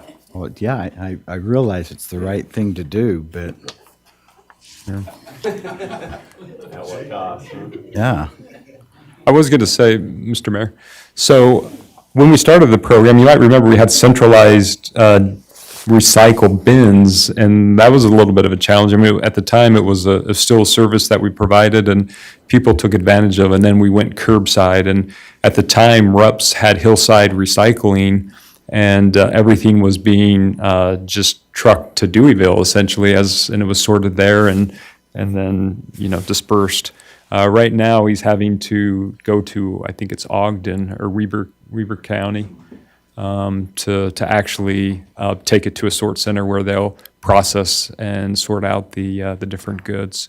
So it sort of has changed quite a bit, but I feel like amidst all the changes and different pressures, it's been it's a pretty small amount compared to garbage, and it's been pretty stable because 2000, I think we started in 14.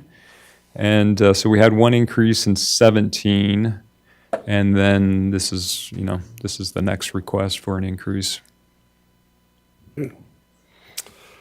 All right, well, let's put this to, Was there a vote? Did I miss no, that? not yet. We're just Okay. getting ready to do that right now. Roll call. How about a No, we gotta have a We motion. have to have a motion. Lyle, you're kinda off today there, buddy. I'll make a motion. I think it's an invaluable service to our citizens, actually. I'll make a motion that we approve resolution number 22-12 this evening. Thank you. All right, do we have a second? I'll second it. Okay, we got Connie made a motion and Wes seconded. Roll call, this time roll call. Rick, aye. Brett, aye. Connie Archibald, aye. West side. Motion passes. Thank you. And you'll hopefully put up with your little, it was a late night last night with taxes, and so I'm just not quite, I had a treatment this morning, and so I'm must be having issues. Okay, let's go on. Discussion and consideration of adopting resolution number 22-13, approving a professional services agreement with Redcore Brands LLC to complete a branding and messaging project for Tremonton City. Let's see, Mark, do you want to pick up on that a little bit?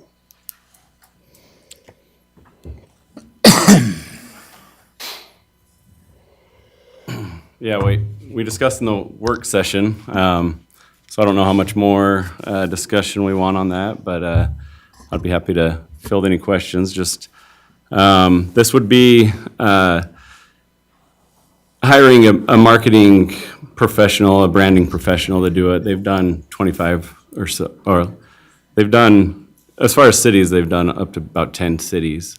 And so they kind of have an idea of how to go and get the community involvement that was discussed earlier.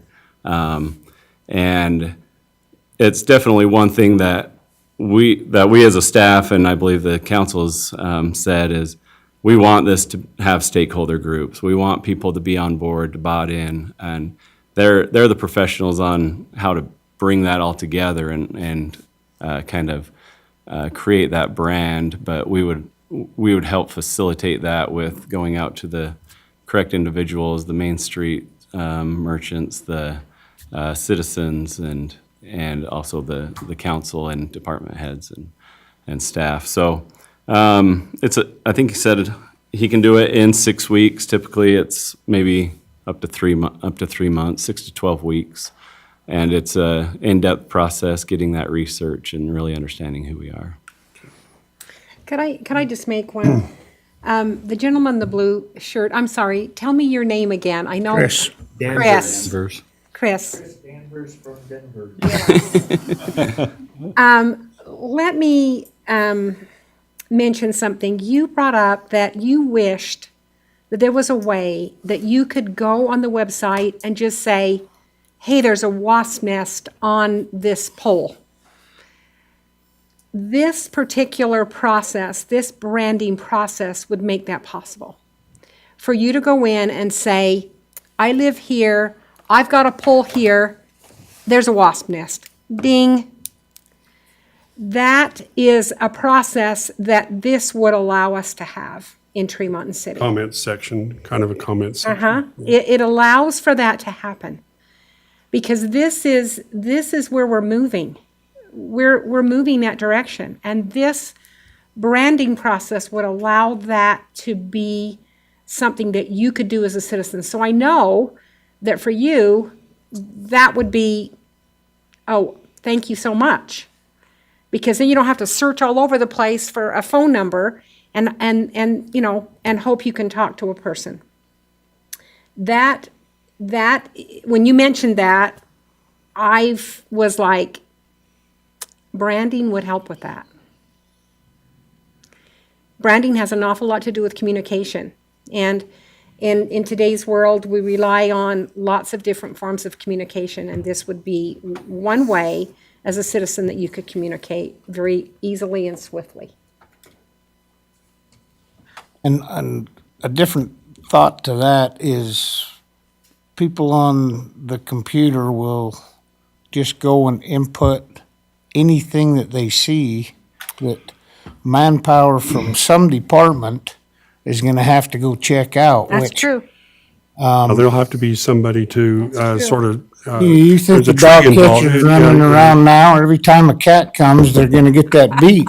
Every time, Well, I mean, for safety and stuff like that, if there's a light pole out or whatever, I still think that it's not that hard to call this front office, and they write work orders all day long, whether it's fix your garbage can, well, you know, cement lifted. I think there'll be a lot of hiding behind there's branding. you know, like tomorrow we can make that comment, or the not the comments, the contact information more detailed. And so that, you know, when you go there and scroll down to the bottom of the website and see where it says contact, you'll be able to see, you know, I mean, that's something we could probably have up and going tomorrow. It's not that big a deal. That we could, So- but I'm going right back to the basics of if there's a fire, you're not going to input it on. Oh, the no, thing. no, you're not. No, gonna do no, that. No, but I'm I still understand. talking about the branding thing. the best way to get somebody there is a phone call to the front office or walk yeah. down here to the front office and report. No, I don't disagree with you. I think that's good. All right, I guess, is there any more discussion? Rick or Brett? No, I sometimes I wonder why I ran for this office, because I'm the kind of person that I want to make everyone happy, and it just doesn't happen in this role. So, but we tried this about 4 or 5 years ago, and we tried to get traction, and we just haven't been able to do it. So I think this will give us the traction we need. I'm sure it will, because there's some skin in the game.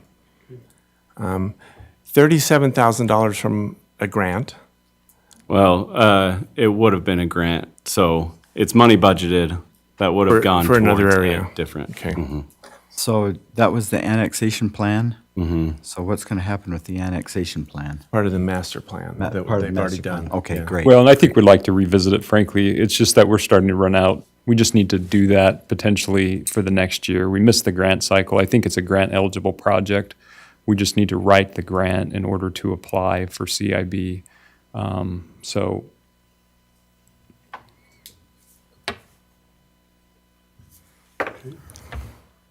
Any other comments? All right, this time, I'll entertain a motion.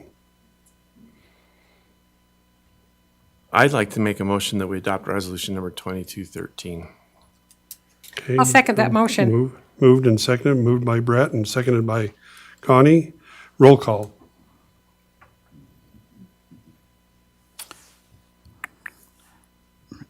Rick, nay.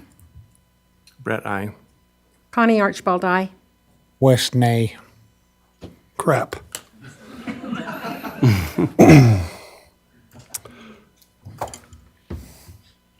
Lyle, aye. Motion passes. Discussion and consideration of approving resolution number 22-14, awarding the East Main Street Sewer Replacement Project from approximately 300 East to 1150 East to Rupp Trucking and Excavation. Paul? There you are. Okay. You know, as Sean mentioned before, this has been on our impact fee schedule since 2017? 14 was the first. 14. And it was scheduled to go 2019, 2020, and then the state redid the road, and so they put a 2-year cut moratorium on doing it. And, you know, back then, if you look at the impact fee schedule, you'll see the capital facility plan there, and it's listed out as project number 3. And back then, the engineer estimate was just below $1 million. But we've seen what everything has done in the last year and a half, 2 years. And so we did have 2 bidders, CT Davis and Rupp Trucking. Blaine likes to keep all the work he can in our valley. CT Davis, their bid was $1,519,485 Wow. $20. Blaine's bid was $1,286,264 even.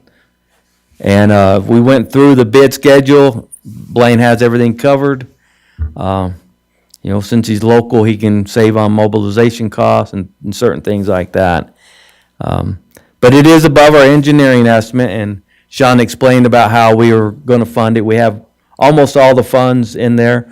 We're actually helping the cash flow as the year goes on and we collect more user fees, that we'll have enough to help balance out. If not, we can borrow from the wastewater treatment enterprise fund there to make up the difference. But that's my suggestion, is that we award those to RUPS.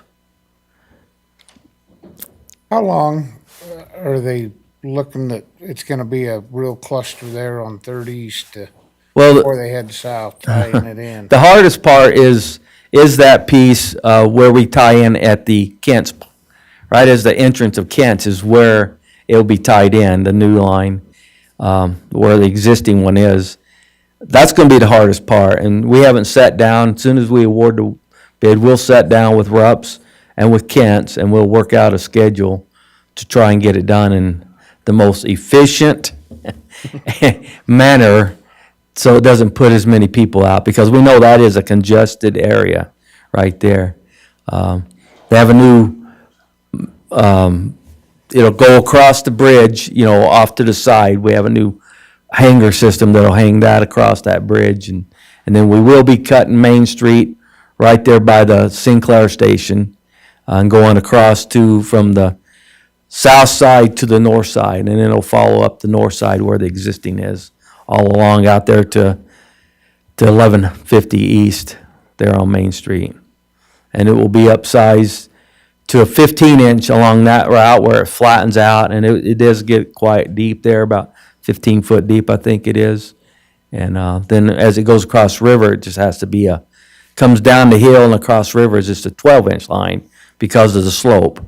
Engineering, the more slope you get it, the more you can get through a smaller pipe in gravity feed situations. So, but that's our recommendations to award it to Rupp Trucking. Any questions? Is there flexibility because of what asphalt could get to Well, this year? Rupp sent me he probably sent it out to all the projects that they're working on. Old Castle, who makes all the manholes, had just sent them out a notice that prices are going to be going up because of shipping prices. And so we'll lock in the best we can as we try to with the secondary project. But there is, always the fear of how tight can you lock it in.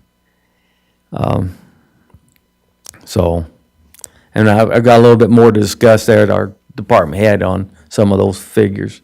Well, we can't change it. Once But we yeah. dug the hole, we gotta cover it up, but But yeah, I'll bet it's gonna cost just a little more, and that's okay.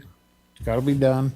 well, we usually try to put a contingency in there, and that's hopefully the contingency covers that. But with things going on, you just never know what things are going to go. No. So, any questions? When's it Okay. supposed to be done? By mid-October, so we can get everything patched to UDOT standards. So, as soon as we sit down, I'll get a schedule from Blaine. And like I said, the big part of the schedule is the Kent's part. That's going to be the most congested and hard to deal with, to try and keep everyone moving through there and safely. That's the other part of it. So, Okay, any other questions? All right, we'll entertain a motion. I'll make a Go ahead, Rick. I'll make a motion that we approve resolution 2214 for the East Main Street Sewer Replacement Project. Been moved by Rick and seconded by Brett, that we approve the resolution number 22-14. Roll call. Rick, aye. Brett, aye. Connie Archibald, aye. West Eye. Motion passes. All right, discussion and consideration of approving resolution number 22-15, awarding the Parks and Recreation Shop Building project to be located at approximately 600 North and 1000 West to Christensen Building Incorporated, CBI. So this is the park storage shed behind the current Parks and Recreation building. Currently, it's a shared storage space with all of the parks equipment as well as the recreation equipment, and to build upon an existing foundation. CBI, is that? CBI. They were the lone bid submitters. The council had approved this project as a impact fee eligible project last budget, or this current budget cycle. They came in about $4,200 above the estimate or our budget, but we could we could amend that in the next budget amendment to cover. So, Okay. Mr. Mayor, I was going to say that I think the Parks Department reached out to several other contractors trying to solicit bids, so it wasn't for the lack of trying that we Only got the one bid. Yeah. Okay. All right, we'll entertain a motion. Well, this was part of the budget, right? it was. I'll make a motion. We approve resolution number 2215. I'll second it. Moved and seconded that we, moved by Brett and seconded by Wes, award this 22, the contract to Christensen Building Incorporated. Roll call. Rick, I. Brett, aye. Connie Archibald, aye. Wes, aye. Motion passes. Thank you. Discussion and consideration of approving resolution number 22-16, approving a professional services contract between Tremonton City and Brett Nance, D.O., to serve as the Emergency Medical Services Director. Sean, can you, or, So, yeah, the let's see. chief's here, so. Oh, there we go. It'd be great to have him. Frenchie, okay. So as everybody knows, most of you guys know, Dr. Anderson has been the medical director for probably the last 10 to 12 years.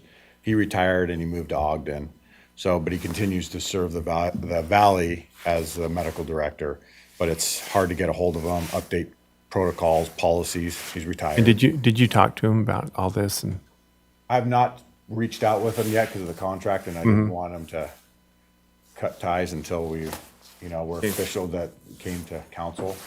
But I reached out to Dr. Nance, and the other thing is it's important, I think, for us to have a medical director that knows what we do inside the Valley now, and that's an active emergency room doctor.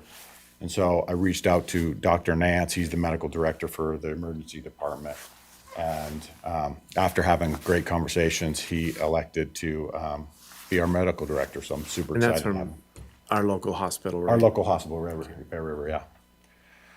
So, and he's been super, he's very excited, and he's back and forth on emails have been fast, so.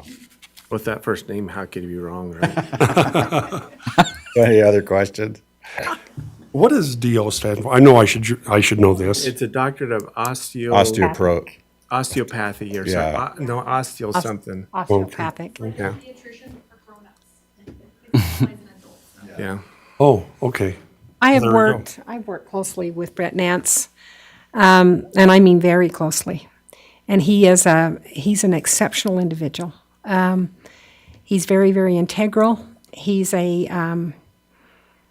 he is a person that wants solutions and works towards solutions.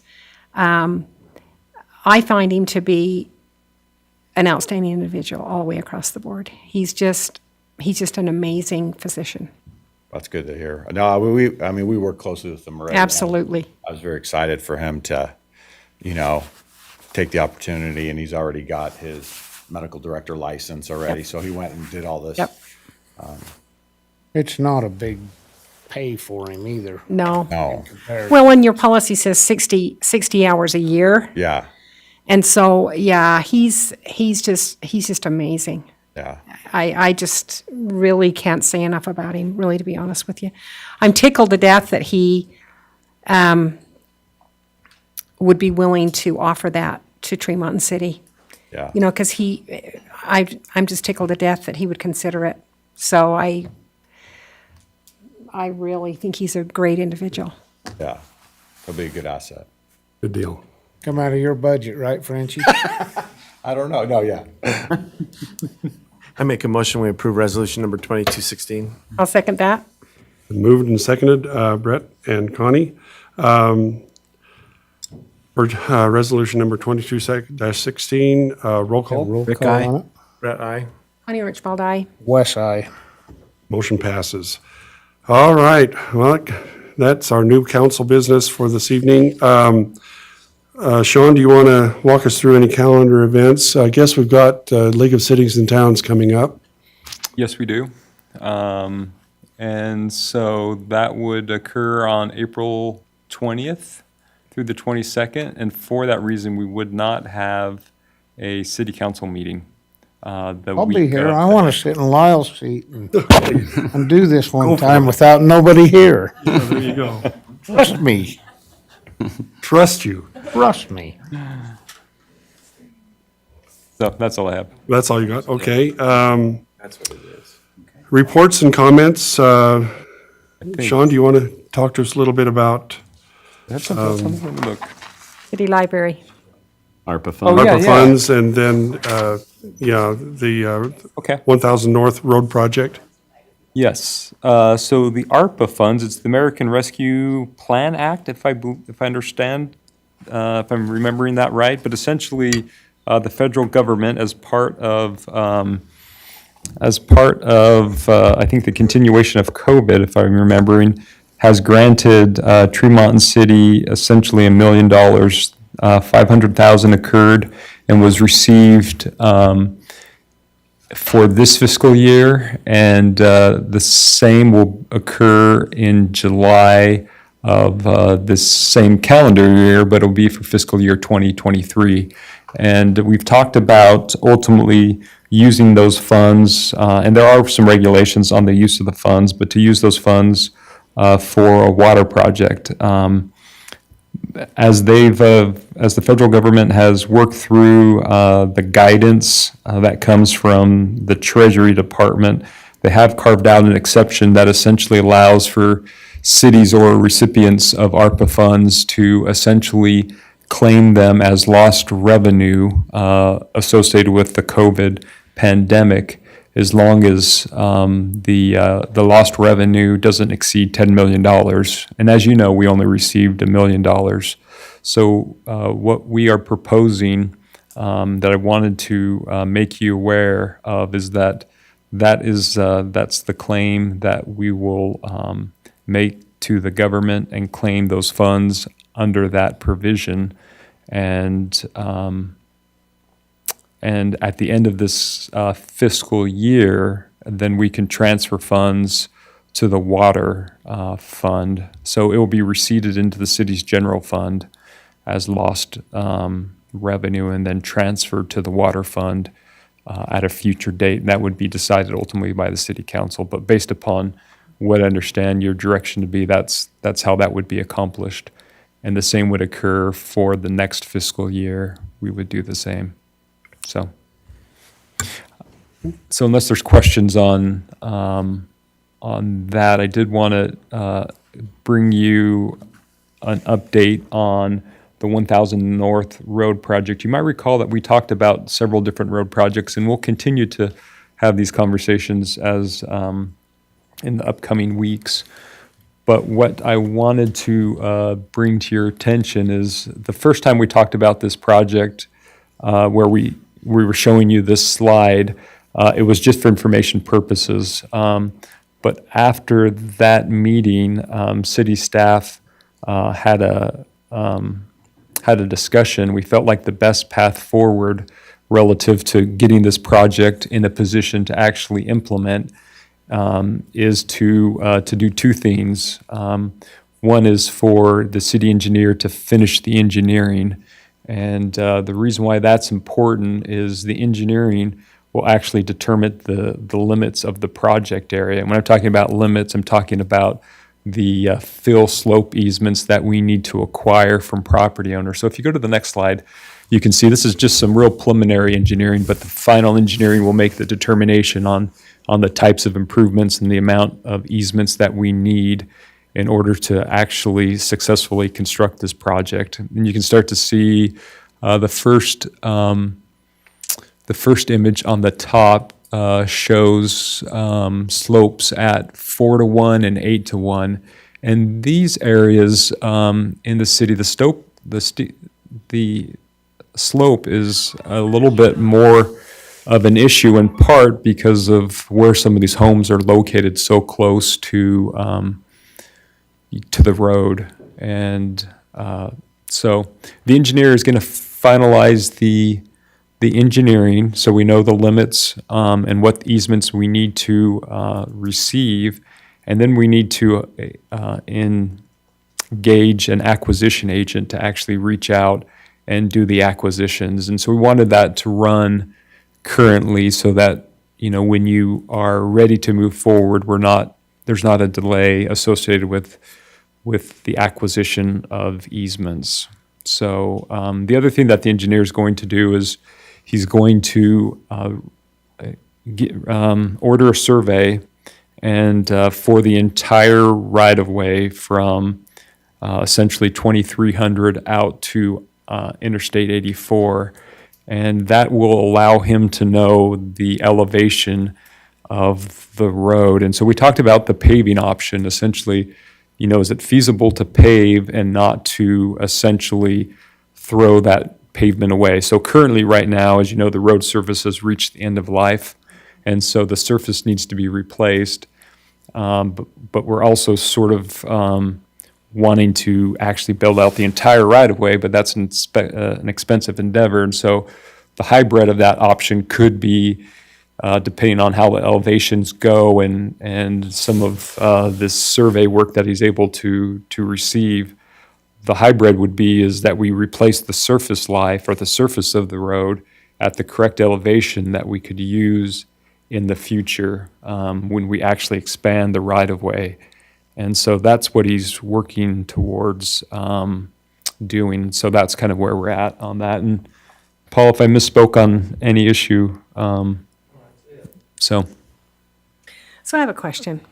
So obviously at the Planning Commission meeting, we talked about our plans, but then in the next breath, we kind of started talking about transportation routes and that there is a plan, and this particular road has a great deal to do with that, right? As we're looking at how to make our roads safe, and I've had some citizens contact me this past week wanting to know about our roads and what is our plan? And I told them, really that's a discussion that will take place here, certainly, but also take place at our planning and zoning too. But this is so important that we get this rolling. Yeah, I agree. And this has been a long priority for the council, which is why I kind of felt like once we understood sort of the steps forward, that we could go ahead and, get some of the preliminary work done. And so when you do have the funds to be able to move forward, that we're in a position to move a little quicker. So I completely agree. And I would also mention to you that, as you talk to residents who are curious about the plan, on the city's website under community development, we have a lot of the plans listed that we've completed, which also include the transportation plan. So we engaged a traffic engineer to essentially create a transportation plan, and that transportation plan and the sizing of the roads were based upon essentially the land uses known then. And so one of the things that we'll need to do is once we adopt the new plan, we'll have the transportation engineer revisit the model and input the new or varied land uses and just verify the sizing of those roads and what they need to be based upon the land use. So, but there is a really good plan there. It shows quite a few projects, new corridors, which the city is engaged in using the Corridor Preservation Fund to acquire those right-of-ways. We've submitted another project, and we're trying to wrap up 2 projects. So we continue to make progress, I think, on preserving these corridors and working towards making sure that there's good circulation. So. Okay, DRC reports. The DRC continues to meet. For the next couple weeks, we're not going to be meeting, I don't believe. I know we're not meeting tomorrow, and there's a possibility, I guess we'll just need to see how it all lines up. But some of the projects that we've talked about continue to be, reviewed, and I'm talking about such projects as River's Edge, actually, now that the referendum has come to a conclusion. They have submitted some additional plans and to try to finalize an approval there. So we're working on that plan. We're working on Mac Builders, which is the Craig Christensen parcel off 2300 West. Harvest Acres, which is in Connie's vicinity, just right off from Rocket Road. That continues to move forward. There's another project that's up for public hearing at the next Planning Commission meeting, I believe, which is Bear Meadows. It's was John Canfield's property off from 600 North, just right north of Aspen Ridge. South. Yes, sorry. Thank you, Wes. I knew it. And those are just sort of the ongoing projects that that continue. There's also the Archibald Estates, as you know, that's an ongoing project. There's a parcel right next to Archibald, which is Envision Estates, and they're trying to make progress there. That's a single-family home project. So at the next meeting, I'll have a more detailed report showing you some of these images of what's being proposed and locations. Good. All right. Let's see, City Council, or City Department head reports and comments. Mark, do you want to give us this? I got one for Kim at the library. She has a conflict usually on Tuesday nights, so she's not able to make it. So we've invited her a few times, but this was sent on November 10th. And the state librarian gave her an award in recognition of exemplary service during the COVID-19 pandemic. She, you know, as we all know, it was a hard time. We didn't know if we should stay open or not. And she worked really hard to continue the access to the residents, whether they were open or not, by implementing public Wi-Fi, you know, book drops to where they weren't interacting, but they were still able to rotate their books through and keep them quarantined, just, you know, all the different questions that we had during the time. But the state wanted to recognize her, and they sent this letter. And I think it was well-deserved for her. Yeah. So, I could, Mr. Mayor, I was just going to expand a little bit further on what Mark was saying. As I understood it, patrons could actually make arrangements to check out books during this time, and the library staff, even though the building and facility wasn't open based upon sort of the recommendations that were then in place, they would actually take the book out to the patron curbside and allow them to check out. And so what I thought was tremendous about that whole endeavor was just the effort and the service. But, you know, it was such a critical time, and people were at home, and, you know, there were some other libraries that actually just shut down completely and didn't have this alternative approach to providing materials and getting materials out. But, you know, when I felt like the residents needed the library the most, you know, the library found a way to sort of come through and provide the service. So I was really thrilled about their approach, and I felt like the award was well-deserved. So. Good. Yeah, tell her congratulations. We're proud of our library. Seriously. Okay, did you want to talk to us a little bit about Midland Square? Yeah. And just a background on the Midland Square Veterans Memorial. I don't think any of, well, Lyle, were you on the council when it was put in? Were you? Early 2000s, right? It was a big ordeal. No, I wasn't on the council then, but I was involved but you were in involved. the process. Yeah. You know, it was a big ordeal. They got a very comprehensive list of veterans' names. Since that time, when somebody who was missed on the plaques wants to be added, we've been keeping a running list, and there's been 75 names that have approached us and want to be added to the plaque. So it's time that we need to do something. The veterans, they kind of had ownership of it, and for the maintenance of it until about 2014, 2015, when the city took it over. At that time, we needed to resurface the plaques because all the lettering was falling out. It was looking pretty run down. And so we took all the plaques down and we took them to the manufacturers of who made the plaques, and they recommended that we don't add the names at that point in time, just due to cost.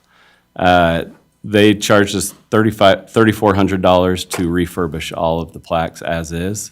But they said they didn't want to take on the liability of putting the plaques in their machines and adding new names to it because it would look different. It might angle down, angle up. And then if it wasn't to our standards, then they were the ones liable for it. And to replace the plaques was a big cost as well. And so, but the names need to be added. And so we reached back out to them. They kind of gave me the same story. I wouldn't add names to it, but it's been long enough. Names need to be added to it. So we got a quote, but just kind of wanted to give you a heads up that we are working on getting them. Probably make a last push to get some names for some of these wars. The way that it's set up, it's pretty complicated, but the way it's set up is based off of the war eras. And so there's only one name that was from World War I that wants to be on there. But to put that one name on, we're going to have to make the whole, do something for that plaque. So I don't know. We need to work with the veterans again and possibly revisit the ordinance and really see how we want to update it going into the future. But we are working on it. So, Would there be donations? Search for donations. I wonder if there would be. I think there could be, especially if we really reach out to try and get a few more names on to fill up the plaques and try to get cover the valley again one more time. We could request for donations for it with that campaign. That is just such a beautiful part of our. It is. Of our community and military service. I don't know that there's enough tribute that we can pay to that. And so I think it's right that we make sure that the names are there that have served. Mm-hmm. I think it's really, really important that we do that. All right. Thank you. Paul, did you have some information for us? I mean, just on the secondary system, Yeah. We're around about 2/3 through with it. Rups are still waiting on some parts, but he did indicate the other day, he sent me a letter. Because of fuel prices, he's asking for some additional money. And so actually what we're gonna do, because we didn't like how the request was made, is we were actually meeting with Blaine and his guys next Tuesday morning with the engineer to sit down and come up with a more comprehensive way to address the fuel increase and what we might be willing to do. Because, I mean, the way it is we're eating all the risk, and there's risk for everybody and everything in today's world. And so I just wanted to bring that to your attention. And so, as soon as the weather breaks, they'll finish getting you see there's a lot of pipe in the ground that hasn't been patched yet. That's because they've got to put the laterals across, and so the directional bore will be back in, and as soon as they start making asphalt again, which is generally mid-April to 1st of May, they'll start getting those roads buttoned up that they weren't able to get. So just kind of a heads up there. Are they going to go under 3rd East and? Yeah, that's what, UDOT has a special time period when they allow you to cut the road that's not an emergency. And so that's what we're waiting for, that period there before they even proceed there to grind. And then they'll move across there over to the Holmgren Estates area there. So, and up 3rd East. So that'll probably happen mid-April also. There was also one other thing, and I guess I didn't jump up too fast, and it was on the rate schedule, and it can wait until the next time we adopt it, but we've always rented our Public Works facility building. It's used quite a bit for community events. I mean, I have this example. I have Alcoholic Anonymous meets there 3 times a week. They approached us during COVID because everything was shut down. And, and not suffering with that disease, I didn't know the importance of them meeting together and working on their issues. That's just one example. I have the Lions Club that meets there once a month. Women's Civic League meets a couple times a month. I have an art class that holds a class there every Thursday morning. A mothers and youth activity they have there every. So anyway, what I'm getting is those are always let for free because they benefit the community. But we do rent it out to the public. And in the last 20 years since I've been responsible for that, there's been a half a dozen to a dozen times I've had to keep people's deposit because they misuse our facility, they don't clean it, they have illicit activities going down there that we don't allow. And so my request is to look at doing away with the public rental of our facility down there.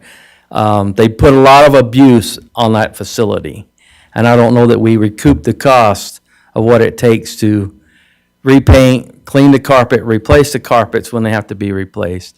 Plus, I mean, it's like Saturday we had a rental down there, and when we go in Sunday morning, because when we rent it, we always go the next day and make sure the employee found it was totally not clean and other things have been going on down there that shouldn't have been going on. And so that was my request, and we put it on the fee schedule, but we didn't discuss it. But just like you to give it some thought. I know it's a benefit, but it's just one of those things that's hard to control what goes on down there, and it does get abused when it is. I don't have any issues with the community events that go on down there. None of it whatsoever. It's just public use that makes it harder on there. Deposit. $200 deposit. That wasn't enough to cover what they did. Not this last one, it wouldn't, I don't think. So, by the time you employee spends overtime cleaning, and then we got to go in and re-clean the carpets, and, it's hard on our facility. I mean, we got recreation use it once a week. They have their karate class there, usually about 3 months out of the year. Is that right? Somewhere in there. So we use it a lot, and I try to work around all of those with the public using of it, but. You can use your new shed. Yeah. It'd be easier to take care of if we had a facility like that you could just go hose it down. Oh, gee. But anyway, that's just something we'll work on before the next rate. So Okay. Just to clarify, it was actually included in the fee schedule. And so I failed to bring it to your attention, and that was just inadvertently. So it is adopted that way. So I guess I'd ask you if you want to revisit it, we could put it on the next agenda, and you could either, I guess you would, because it is enacted according to what was on the resolution. So if you don't want to limit public access, or I should say private individuals, it's really private individuals for private parties. And we do have other facilities. I guess at this point it would be the senior center, that everyone would use, private individuals. We do have other places they can go. Yep. Yeah, in the summer months, the parks and stuff, Yeah. But. So. Yeah, since we didn't cover it, I didn't want it to seem like we tried to pull a fast one over somebody. Yeah, my only feeling is if, I know it's hard and maybe we just need to be able to provide a place. Well, but it's nice. What we also found is that Place. there was youth down there that were in places of our facility shouldn't have been, like over at the dog pound building, the nuisance, whatever we call that building, and even over there throwing rocks over the fence into the treatment. Oh. That we, because it's wide open. We don't lock any of that down. And probably people that come down to dump grass or pick up compost, they're down there for a purpose and they're in and out. But when you got a group down there that spends, what, 8, 9, 10 hours? And so we did find that. And so, those are some things that just, we thought if it's easier, if we didn't have to deal with that, and keep it as a community building, but for community Community type activities. projects, but personal, I mean, like, private. last Tuesday night, we had they held a caucus meeting in Elwood, because Elwood no longer has a place to hold a caucus meeting. Their city building is big enough, and their shop is where they usually do it, and it's full of equipment anymore. So they contacted me, and that building, we just worked around AA and got them in there. So, You can use the senior center, that makes me feel better. I think it's more conducive. I mean, it's a public works facility. It's what Paul talked about relative to some of those facilities and sort of what attracts young people, sort of an attractive nuisance as far as wanting to go throw rocks, because there are rocks, there's all the treatment processes, big mechanical, equipment relative to the treatment of wastewater. I think the senior center is much more conducive for essentially renting it out to private individuals. I'm okay letting that resolution ride the way it is, personally. Everybody in agreement with that? Yep. so what I'll do is those that have it reserved, I'll continue that out, and we won't reserve it. Because I do have some that have it reserved for the next couple months, and even Christmas is a real busy place. Because of people and family Christmas party, and especially during COVID when churches were shut down. But so we'll work with those that have it reserved, and but we won't reserve it except for our trainings and stuff that we do. So thank you. Thanks, Paul. All right. We got a decision to make here. We can go into closed session for just a few minutes. We have some things to discuss with the chief. We can do that, or we can, what do you think, Sean? Should we? Whatever the council's up Whatever for. you- It's probably I'd probably say it's a 20-minute discussion, maybe 25. We're not meeting on the 19th. No, Sorry. that's next month. That would be yes, right. You have a 5 Tuesday month this month, so we're not meeting again till April 5th. Okay. Should we do Bring that it then? on. I say. Do it. Go for it. Okay, sorry to do this to you. My boss says I ain't got a lot to do tomorrow, Okay, so all I can right. be tired when I come All to right. work. I guess let's take about a 2 or 3 minute, let's take a few minute break here and restroom break and whatever, and then we'll And come back to and close? and do Okay. the closed session.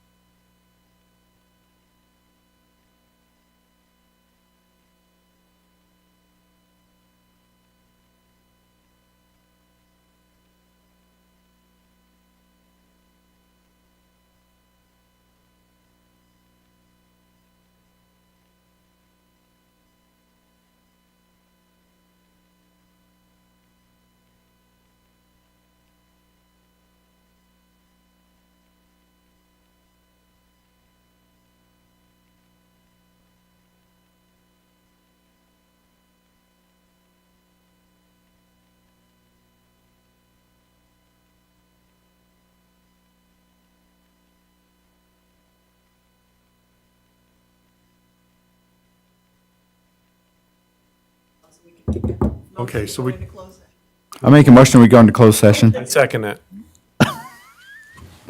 I second it. the moved and second, we go into closed session. All in favor? Aye. All right, here we are.